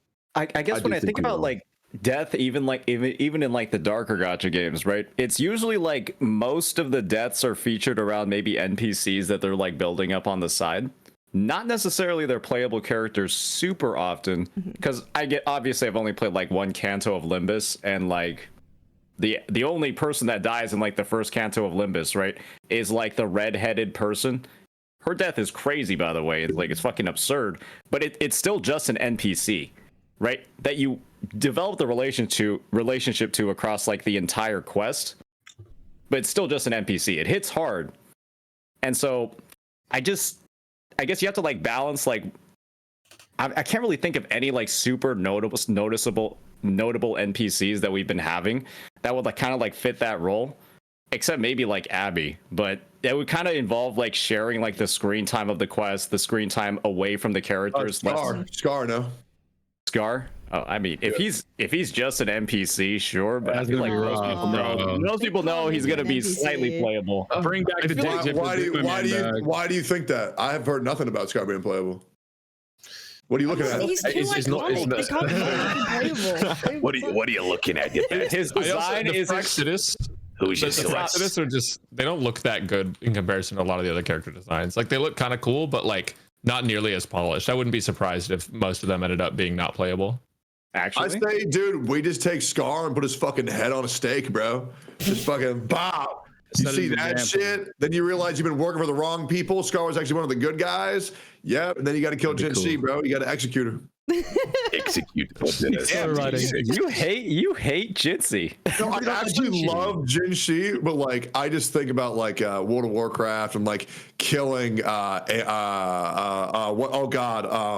Varian Ren, and then Anduin had to take over his place. Yeah, so I think killing the king and then a cataclysm happening where like all of the original zone gets fucked up, and that's why you need the wings to traverse the new areas. Yeah. I love when you take a new zone, you go through it once, and then once you've beaten all that shit, then you get to go back and it's like all cataclysmic. I think that's cataclysm moment. Actually, I feel like we just cracked the code. They're gonna just kill the Sentinels. They're gonna kill Jue. That's what the Fraxters wanted to do anyway. That's why 1.1 happened, because they were poisoning Jue in her hibernation chamber. Did the Fraxters get what they wanted then in 2.2, and that's why they didn't intervene, because now the Sentinels I guess technically there, because because if you remember also at the end, there's a little scene where the spider lily petals, which is Frolova's signature thing, are floating around in the distance. So she's obviously watching what Rover is doing. So I think it's like, another piece of the puzzle finally. Yeah, we might have lost a Threnodium, but hey, it is fine. It's fine. But I think what Tectone said is literally on the nose. Have the breakout of Scar, where Scar breaks out, Frax just siege on Jinzhou, explosions everywhere, and it's like, oh no, Jue has to come back. You know, Overthrax turns up. Implemented the mechanic like in the Avenolium where you could switch between different states. Like, why couldn't they do that for like Huanglong or somewhere else? They just have different states of the fucking map, you know? So who knows? Right. That could be possible.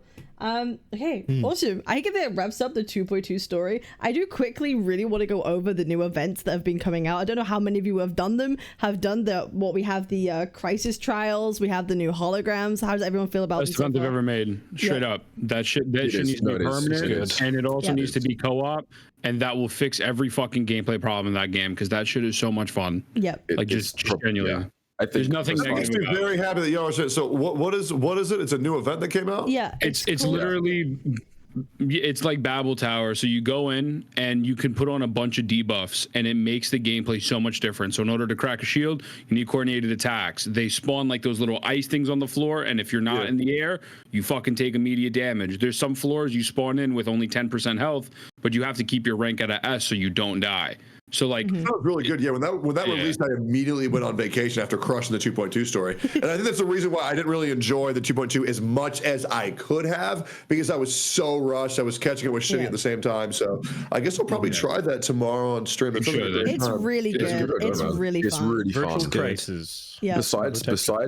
Besides Depths of Elusive Realm, that mode is like the next best thing. I'm like, holy shit! I just want to play Depths, and I want to play this new game mode. The only other game mode that I think should be playable, because I know some people do want more multiplayer stuff, is the one that me and Kaz did it. Like, it's so good. The room where you just basically, you and a teammate go through rooms, you complete puzzles, you beat mobs of enemies, and there's like loads of bosses and stuff, and you work together. I think it's patch, right? Yeah, it's coming back, but it's not permanent. It's the co-op hologram bosses. Yeah, that is probably the most fun. I honestly, we were talking about the whole Babel Tower thing, right? Pretty solid Virtual Crisis, really good. I think that, I'm gonna be honest, it's a little bit too cheesable with certain units. Like I'm 99% certain if you just have Brant on your team, you're actually just immortal. Yep. So that's like so true. That's like, if you have Brant, you can actually just stay on him and spam the left click button and you'll clear eventually. Wait, but didn't you say he'd brick your account? Or is that a different guy? Oh, believe me, every person that's built Brant on this call has bricked their account rolling for him. 1,000,000%. All right, raise your hand if Brant killed your tuners. I don't build my character. Everybody is lying. Everybody except me is just lying. I'm at 6,000 tuners. You spent 6,000 tuners? No, I have 6,000 tuners. Yeah, I think I still have like 5. Are you waiting for Wuthering Waves 2? Yes, I am. He's not leveling his traces either. I mean, I don't have a reason to use them. I've got 2,000, and then I deliberately built the characters that people hate me for. So. Yeah, that's the way to do it. Is your brand you on Wu-Main over here? Are you talking to me? Mine is for sure.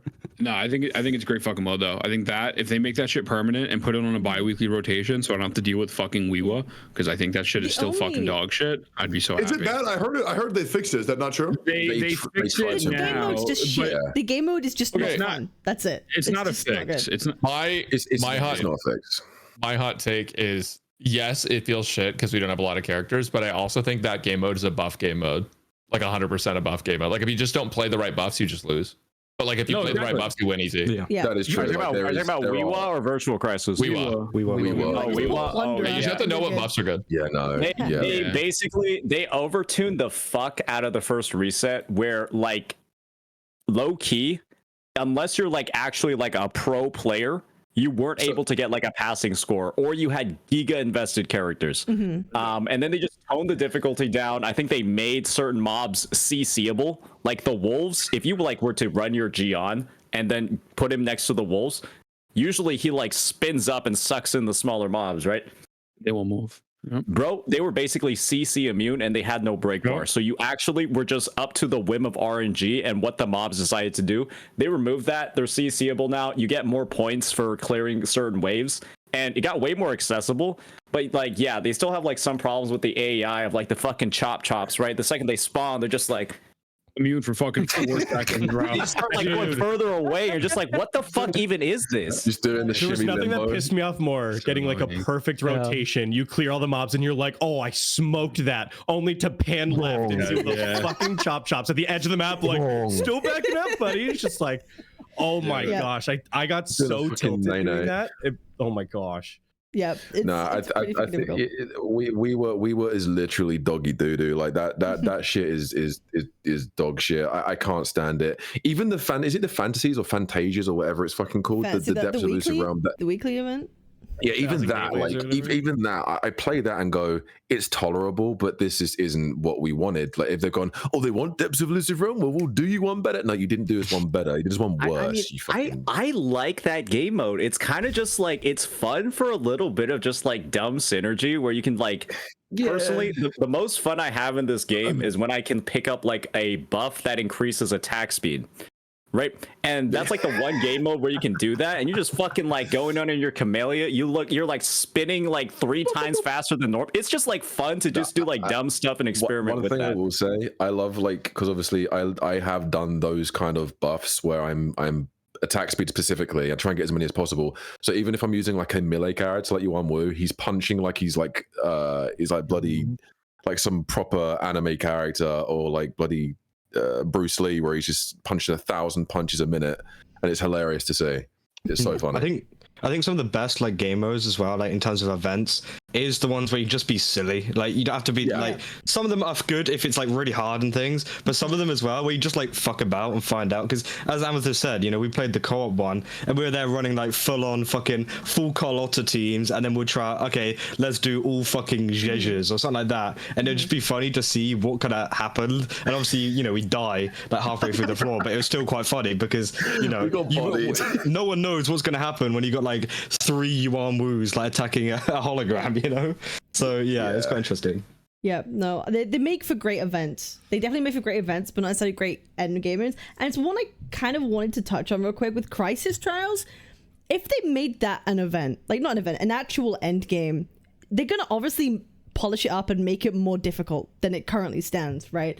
Because there's no way that they're gonna keep it. The event isn't particularly hard. I don't know how anyone else found it. Like I did the whole thing, like max with like an Era Rover main DPS. It's not hard at all. So they obviously would have to ramp up the difficulty. But do you think because you wouldn't be able to have trial characters for that people might actually not favor it as much because suddenly you do need a roster of characters? Do you think that would be a problem? And it wouldn't actually be as fun? I don't think it would be too big of a problem. It's an end game, right? What's the difference between that and Weewa not having Roshi or Gion? You know, Nope. Yep. I mean, it would suck. Like it would suck for some players. I don't think. But I don't know. I think it'd be fine. I think that's like the best content to me they've made other than Elusive Realm. I feel like that should be the end game. It's a hologram boss moveset with a bunch of fucking random bullshit thrown at you. You got to dodge. You have to parry. I mean, you get like Yuan Wu for free. So like the coordinated attacks, like let's say you get something like that buff, like everyone's going to have access to it. So I don't know. But I mean, I definitely get that. But if it's an end game mode, is it supposed to be accessible day one? I don't know. I think it would be more accessible than we would though. That too, but I think it's more accessible than like playing Weewa, right? You know, I just hope they don't character lock. Like if they decide to like bring it back and like rerun it, and then they start like character locking like the different stages. So like kind of like a Tower of Adversity or whatever. Like there's like only like stamina. You can only bring them in one stage. That would be kind of like that would be dog. Like I like that you can just like use whatever characters you want to go into like the different stages for the different bosses. A little bit of meme, they did Carlock though, because like because Dungeon mains are down bad right now, bro. They can't fucking do this shit solo. This is the first thing Dungeon mains can't do solo, man. They could. I can't flex this on Twitter. What the fuck? They just You say can't, but these guys are working on it right now. Yeah. They're figuring that shit out. Absolutely. Dude, someone's gonna plaster my fat face in a thumbnail in Billy. He said I couldn't do it. Absolutely. Speaking of dungeon mains and soloing, how many of y'all have done the new hologram? How many of you done Dragon of Dirge? Oh, first time. As a piece of piss. As a piece of piss. Anyone that struggled with that, I'm sorry, man. Like, what the fuck are you doing? Yeah, I literally, I'm sorry. I literally sat there and was like, oh, fuck, here we go again. Really? Like, people literally, it's the highest view account I ever had because I know how fucking pissed off I got of all the others.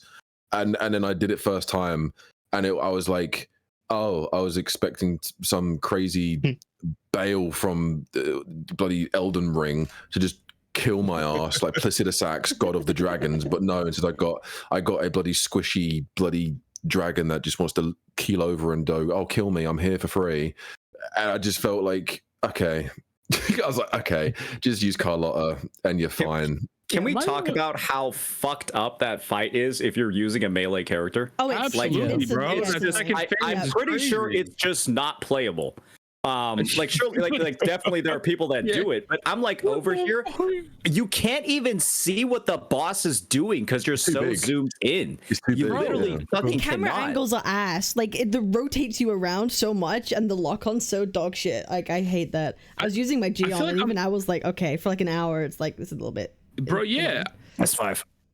Yeah, okay. I still did it pretty quickly. Okay. I included my S5. I'll do it with Arrow over tomorrow. It's fine. It's fine. Dude, no, but like I feel like I'm the only human being who thought it was fun, and I actually thought it was a bit more. I don't know. I found that more challenging than Hikari. Maybe I'm just fucking stupid because I only cleared it like 3 times and I haven't touched it since.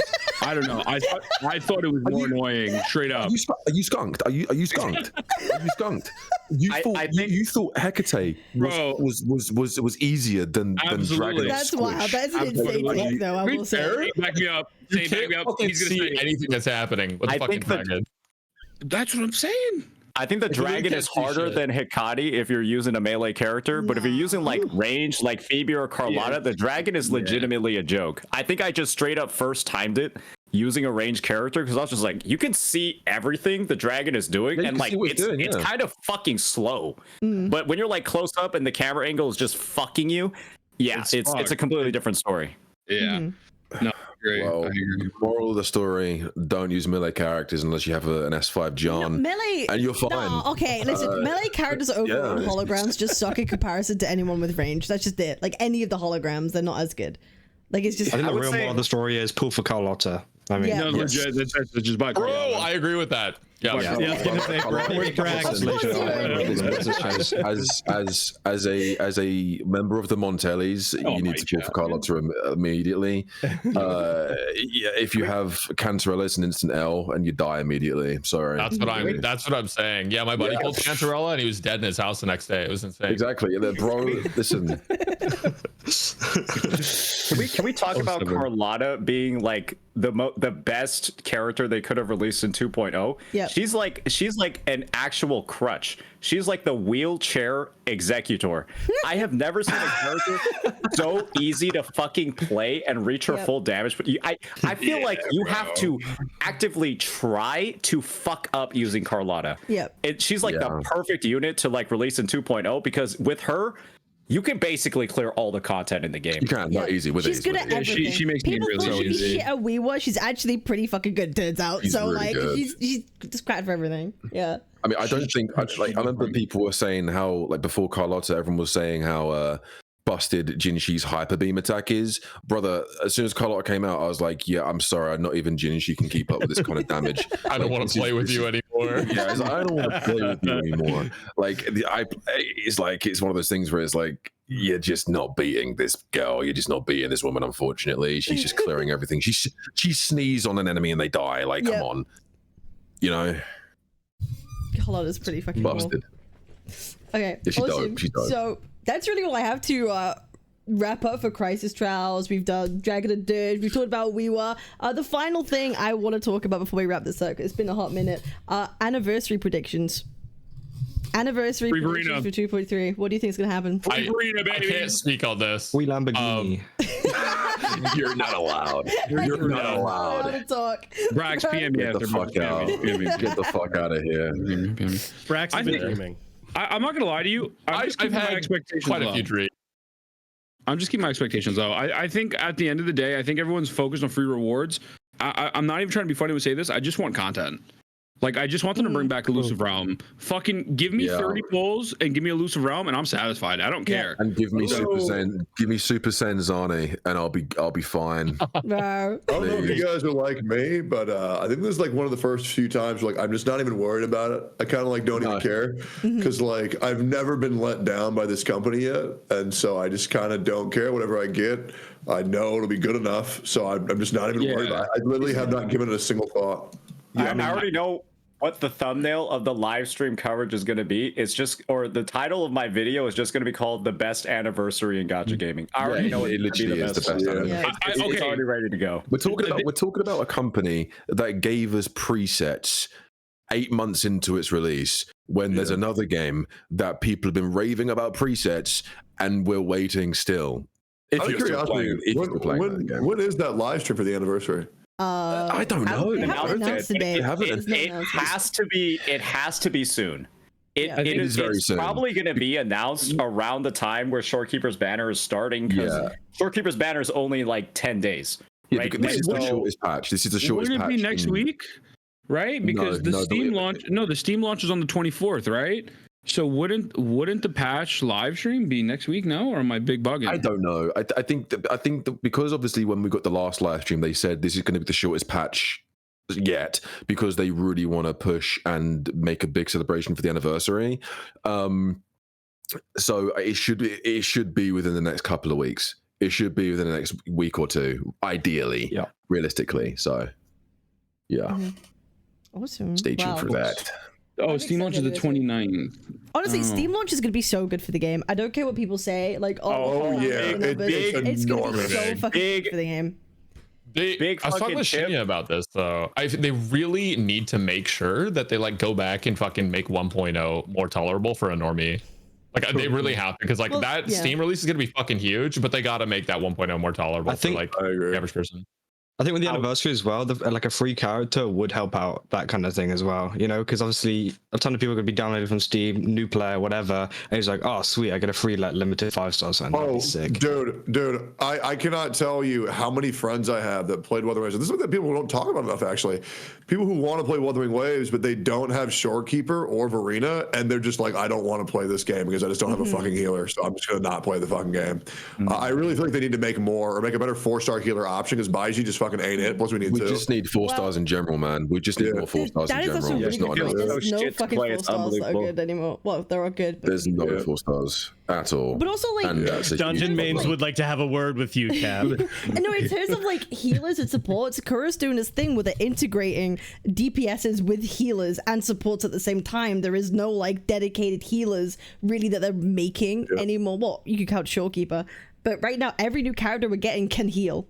Every new character can heal. Enough. At this point, healing's going to be in so many kits of the characters coming up. It's like you don't want to have to pull for a specific healer anymore. Question. Hold on. There was that like free character selector that they gave away after all the issues with 1.0. Is that still going to be valid for? That's valid. It's valid until May something. Yeah, May 20th. I believe until May 19th of this year. Is it May 19th? Sure. I thought it was May 23rd, because, but it might be May 19th. But until basically within the few days of what was the original launch, that's when it's valid too. So if your Steam players are going to be able to have that ticket until end of May, really. Yeah. So people could technically like there ends up being something free from. Yeah, if it ends up being like something free from like the anniversary, like new players, then like you'd have like the starting banner that you get to roll, you get a character selector, and then hypothetically like a free character or something that people are predicting for like the anniversary. Like new players would basically, or new Steam players, be able to walk in with like, you know, at least 3 characters, like 5-star characters, like right out the gate on a new account, which is like, it's something. I know a lot of them have fallen off in terms of like, you know, whatever meta. Oh, Verena's still goated. Just pick Verena and you'll be all right. Verena's good. I mean, I problem still is that people Verena. don't know that though. You know, like when you get these selectors, you don't know what Verena does. And to a lot of people, she's just some fucking ugly ass little kid. Yeah. And so they're just not gonna pick her. But she looks so People are fucking gonna dumb. pull She is Calcaro probably and the then break dumbest their character in the game. Yeah, no, Yeah, he looks video. so No, fucking pulling Calcaro is actually one of the worst fucking it's things you terrible. could probably do. It's such a And bad that's what I idea. did, and I don't regret it because he's a fucking man. But like, if I was a new player, I'd be like, miserable right now. Fuck Hey, I mean, it was literally my 5-star selector. I took Calcaro. Yeah, same. I have no regrets. Same. He's the only reason I played this game. A lot of people did it because I mean he's pretty He's fucking awesome. He's fucking bad. Free roll right now. But this is what I also think Kuro's gonna do. I really do think that they're probably gonna be one of the first companies that's gonna like in like a game of this volume actually put in like the leap system, the upgrade system, where they take the older units, add like a like a new module or something to them that just changes their kit a little bit and then just makes it a lot better. Yeah, they do it in PGR. Honkai Impact redid it. I feel like they're gonna do it in Wuwa at some point. Well, yeah, I think characters like Calcaro need it. It's like you look at that guy and you're like, what? This Virgil, so sick. Like He's Final Sephiroth. Fantasy, He's fucking Sephiroth. Sephiroth. Yeah, it's like Sephiroth Virgil fusion. Looks badass. He has an install super. He transforms. He has a stand. He's like the most. So sick. It's the most. Bro, I remember when I first fucking saw that guy, I was like, oh my, that's my pick. That's my pick. and then when I played the game, I was like, oh, he's not in the story and he sucks ass. Yeah, it's like, and then I was like, oh, so I wasted my pick. Oh damn, I should have picked the garden baby. Oh shit. Well, they give you a garden baby. Everyone that knows me knows how much I fucking hate that garden baby. She's terrible, bro. She's fucking terrible. Just use Verena, and it's like, shut up, man, shut the hell up. I use a garden baby. I'm not that optimistic for leaps though. I'm gonna be honest. Like I know they have done it before in their previous titles. Like so that's what that's what like the like ascending the characters so like to change their kit is called leaps in PGR. But they've like moved away from kind of like some of their like methodology for like approaching gacha games like between Wuthering Waves and PGR. That like I'll be honest, I'm not holding my breath on that. I think it would be awesome. I would love for them to do that, but I don't think it's gonna go that direction personally. One thing that is a bit of a tangent but is related to the anniversary and the Steam release is I don't know how many of you guys, I personally have a Steam account that I made back in like fucking 2007, 2008, 9. Yep. And if you've been playing games like CSGO, Dota 2, Team Fortress 2, all that shit. I know I fucking sound like a grandpa right now, but like you have like the Steam market and stuff where you can like sell the chests, sell the equipment, all of that. Yeah. And that money that you have from all of like the old games that you probably quit, you can straight up just turn that into like Steam wallet money that you could probably spend on Wuwa. I'm sending I've got CSGO knives for fucking shopkeeper. It's crazy. Yeah, like you could turn your CSGO knife, Karambit fades into fucking shopkeeper. No. Yeah, it's technically free to play. You're not putting money in the game. Oh. Yeah, right. Because I mean, would you still be considered free to play if you did that? Right? You're just turning one game's goods into another. You grinded it in those games. You're trading it in. You're just my trading Team in this Fortress 2 $3 shotgun bought me half a pull. But yeah, just something to keep in mind if you're somebody, like me that has like those old ass fucking accounts and that big ass Steam inventory. Because I'm not gonna lie, my shit's been like rotting there for years. So what you're telling me, and you're gonna be getting an S6 Zani and an S6 Chiacona. That's what you're telling me. Bro's pulling out the wallet. Yes, sir. You act like that wasn't happening anyways. Nah, I do S0R1s on like most characters. The only character I've pulled dupes for is Carlotta because I was just like, well, this character's a fucking handicap anyway, so who cares if I have sequence nodes on her? Fucking melt everything. Awesome. Does anyone else have any final anniversary predictions for Wuthering Waves, or are we all Gucci? Nah. I just want to know. EOS, that's true. Oh shit! I want to know who out of the two new characters, who does everyone excited for most? I think we know most of the answers. Is there any? Zanu. Yeah. Yeah. 'Cause as soon as I saw that drip marketing and I saw that golden hair in the background, I was like, Malvika, who? Get this bitch off the plane. And then I was like, Super Saiyan? Listen, any install supers, any sort of transformations at all, I'm an animation whore, okay? If it looks good, I'm like, okay, cool, I'm sold. The tie like wrapped around the hand and everything looks so clean. That needs to go, bro. And her taking off her jacket so you can, well, that was awesome. really, really good call. I think that was I think that was the best part of it, or no? Oh, yeah, absolutely. Wuthering Waves copied Zenless Zone Zero. Yeah. Well, at least now we know that, like, if there's no tacit mark visible, it could literally just be like under their clothing, and then I guess they'll just take their clothing off. Yep. Right? Because we all see like Zani's. True, like, that's true. It's like right fucking here, like on her shoulder blade, right? In the splash art. So it could literally be anywhere for any unit. Mm-hmm. She's like, time to get serious, rips off the fucking jacket, transforms. That button finally gives way. It's just like, oh shit. Things are getting serious. Direction where if we can have a tacit mark on the tongue, one day we will have the tacit mark between the boobs, and that's going to be insane. Isn't that already Camellia? Yeah, I think it's Camellia. Yeah. No? It only has tacit mark between it. Well, she didn't have boobs. She's like, yeah. It's She's elephants in the room. Yep. Yeah. Oh, bro, a tram stand one? That'd go crazy. No, oh my god, no. That's just wild. No, I'm good. I'm good. Please, no. I don't want that. I think that kind of wraps up everything that we all wanted to yap about by 2.2. Unless anyone has anything additional to add. No final thoughts. No final thoughts on anything. 2.2. Everyone should go play Wua. You should all go play the absolute peak cinema. I hate using that term actually. Peak cinema. I think it's kind of dumb, but great patch overall. I think we'd all agree. A pretty good patch. A pretty good. Would you say that if you don't like the quality of life exploration, yet you pull a Carlotta, you're a hypocrite? Oh no! 25% like stamina reduction. Oh my god! What do you mean by that? Yes. I think you're bullying me. That's what I think. No. This is a cry for help. No, leave him alone. Look, if you can just, all you got to do is admit you're a hypocrite and move on. Okay, don't say I'm not pulling the character now because you've been cool. Okay, let's you know, it is what it is. I will say, as a C6 Cancerella owner, I have never used her. I have never used that passive a single fucking time. Yes, you have. That's off stream. I don't even know where I would have to go use that because I just Where never. do you swim in Wua? Where do you swim? Dude, every swimming zone, I tried to use it, and then it said, "Go back and use the boat."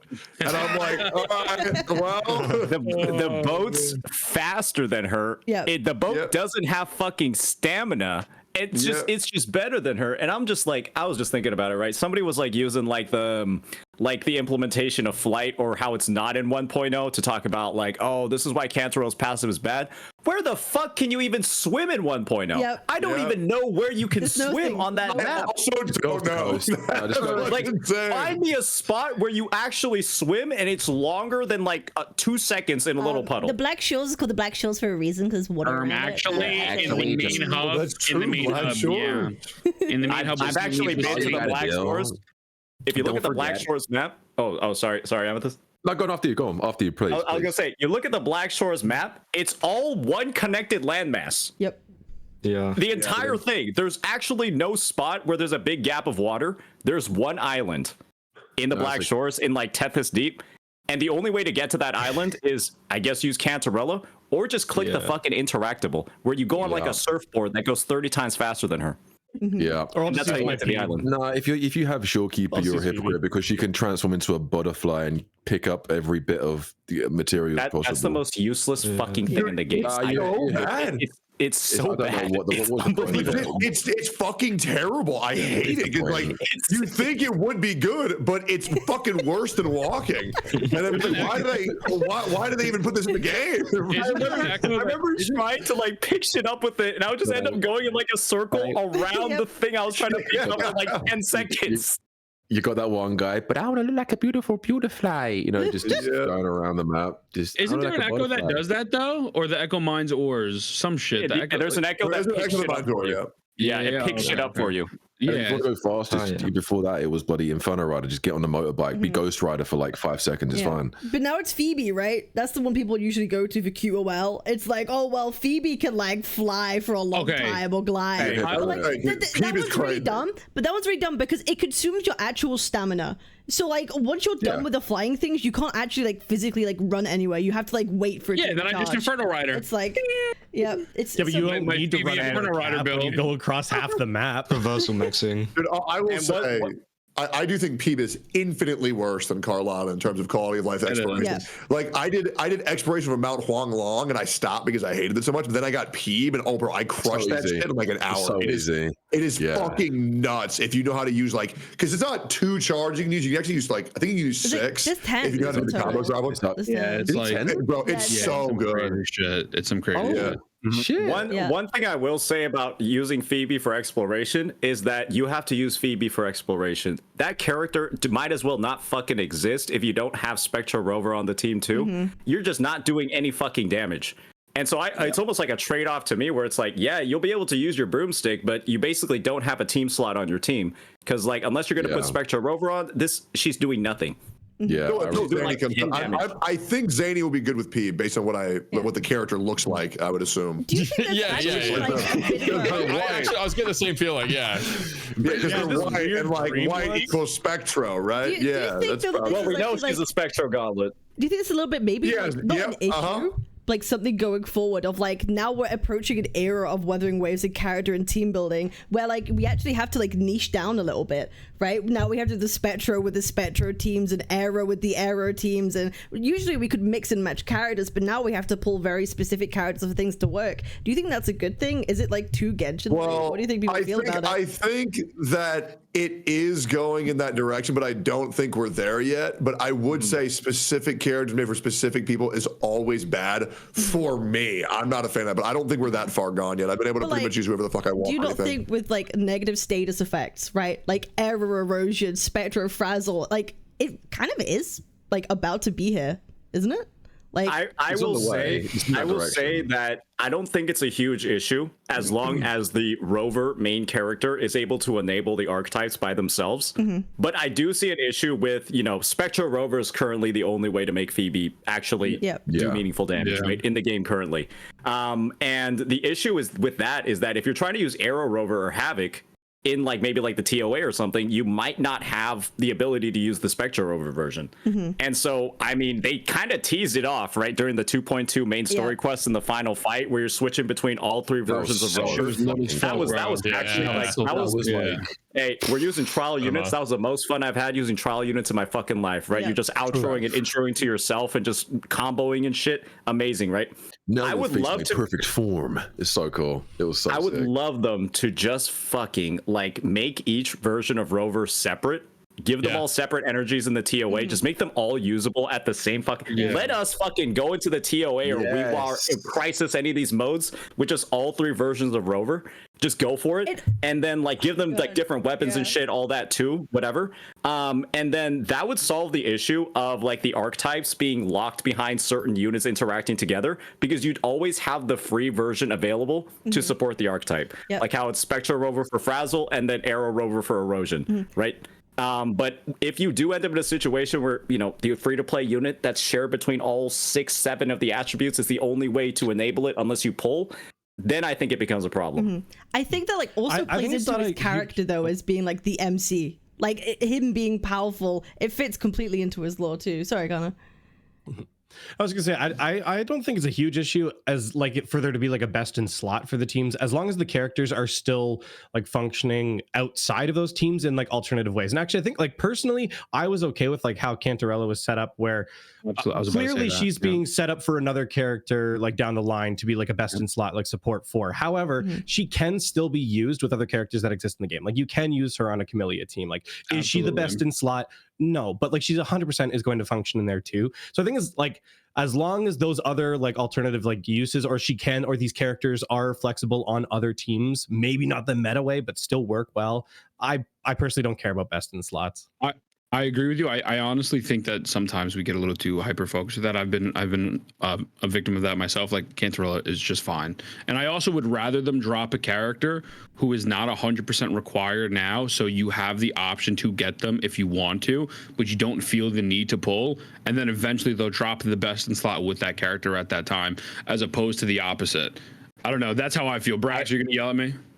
No, I was gonna say that I actually think that people are taking this problem, or like taking this as a problem, when the problem was initially that we actually just didn't have enough characters in the game that synergize with anyone. Yeah, right. Because like before, when this game started, the team building thing is like you had like a few teams that were like actually teams. Everything else was just like random bullshit that you play together. And I feel like that's still, like, to an extent, that is a lot of WoW. It's just now that we know that, like, oh, this character buffs skill damage, so they work with Carlotta, and there's like 4 characters that can do that now, so now you can throw them in with Carlotta. I don't feel like designing characters around other characters is bad, because when there are characters that are inevitably similar to those other characters, that means that they pair with them, right? I think the Phoebe, I think the Peeb, like, Rover thing is a little specific right now, just because we don't have a lot of Spectral options, but like maybe Zani comes out, and then it's like, maybe you don't need Spectral Rover, or maybe you don't need Peeb, or like, however that may end up working out. So I feel like before we just didn't have a lot of characters. Now we're getting a lot, and they're working into their own specific teams. And I think the biggest part about the whole like biz focus is that I do think we are HSR brain rotted. Where if you don't have the biz team, just go fuck yourself in MOC, right? Yeah, it's actually like, go fuck yourself. You're not clearing. And the thing is, Wuwa's endgame and like Wuwa's power creep and HP inflation, we've looked at the data. HP is up 8% from version 1.0 of the game in the DOA. 8% from 1.0, which is like, it's fucking over. Terrible, right? ZZZ going from ZZZ's 1.4 to 1.6, 41% HP increase in Shield defense. In less than 2 patches, a 41% HP increase in ZZZ. And you said 8% in Wuwa? 8% from 2.2 to 1.0. No, yeah, but by the time we get to 30.2, man, that's going to be a 600% increase, right? So we just gotta wait until version 70 of the game, and we might be where HSR is. No, this is what we need to hammer this down now. We need to make it that we turn that 8 into a 4. Shit. It's every team's kind of viable. Like, any team that would have been viable in 1.0, 1.3 is still very viable now. And I think that's the point, right? Like, no one's going to be struggling anytime soon with the teams that they've invested in. The thing is, people are still like soloing the content. People are running like 2-person teams at like S0, R1, and they're clearing with like 30 seconds left, right?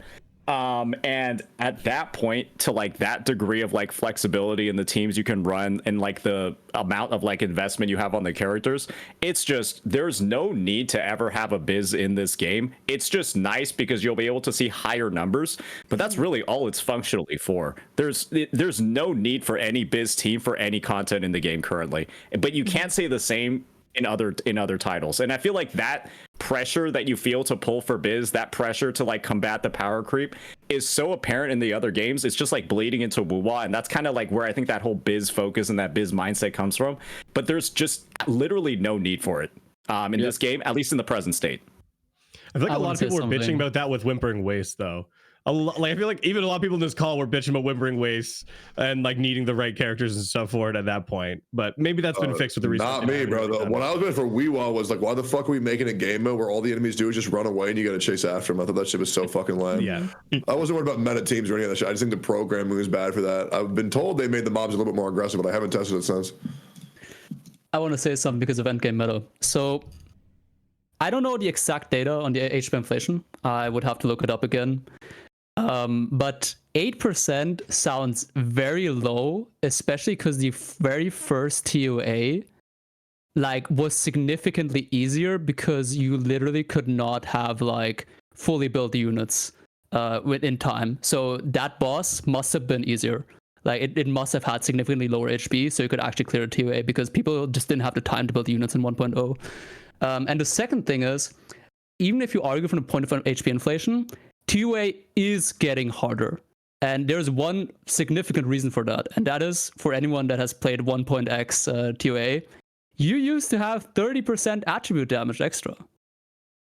That's not the case anymore. You're playing, if you don't use specific element units, you're playing at a 30% damage disadvantage unless you have the unit for the buff that is going on in the middle tower. Now, I will praise Kuro for one thing. Is it necessary to run specific units to clear endgame? No. You can easily do it. It is not necessary. But HP inflation, even if for some reason the 8% is actually true, is still there because, well, HP was not maybe added, but damage was taken from us. So, yeah, it did get significantly harder than it was at release. But at least the game is easy enough that pretty much everyone can clear it with any unit they wish to, unless the boss is specifically resistant to them. Mm-hmm. One thing to note, though, when it comes to the actual 8% that I talked about, Selkie, is that we know that certain bosses have to have more HP than others, or certain bosses are balanced around being stationary. And one of the bosses we have right now is the fucking Mech Abomination. Bro just spawns in and doesn't move, right? You literally can't miss him with attacks. Versus a boss like the Thundering or Tempest Mephis. Motherfuckers teleporting around everywhere every fucking second, just dodging half your abilities. Those are just gonna have less HP, right, than the Mech Abomination. And so I honestly, half of the HP inflation, that the 8%, I think it's just from the Mech Abomination being in there. And if it was like a different boss that was like more agile, might even be down to like 5 or 6 or even lower. Fair enough. I don't have the data on that, so I can't really argue. But it is fair to say that them adding resistance increases for certain attributes, like I do believe the current one right now is like Aero Fusion, or it's like Aero Electro or something like that, or it's Glacio Electro. And then the preferred elements are like Fusion and Aero. Not the best thing ever. Not the best thing ever.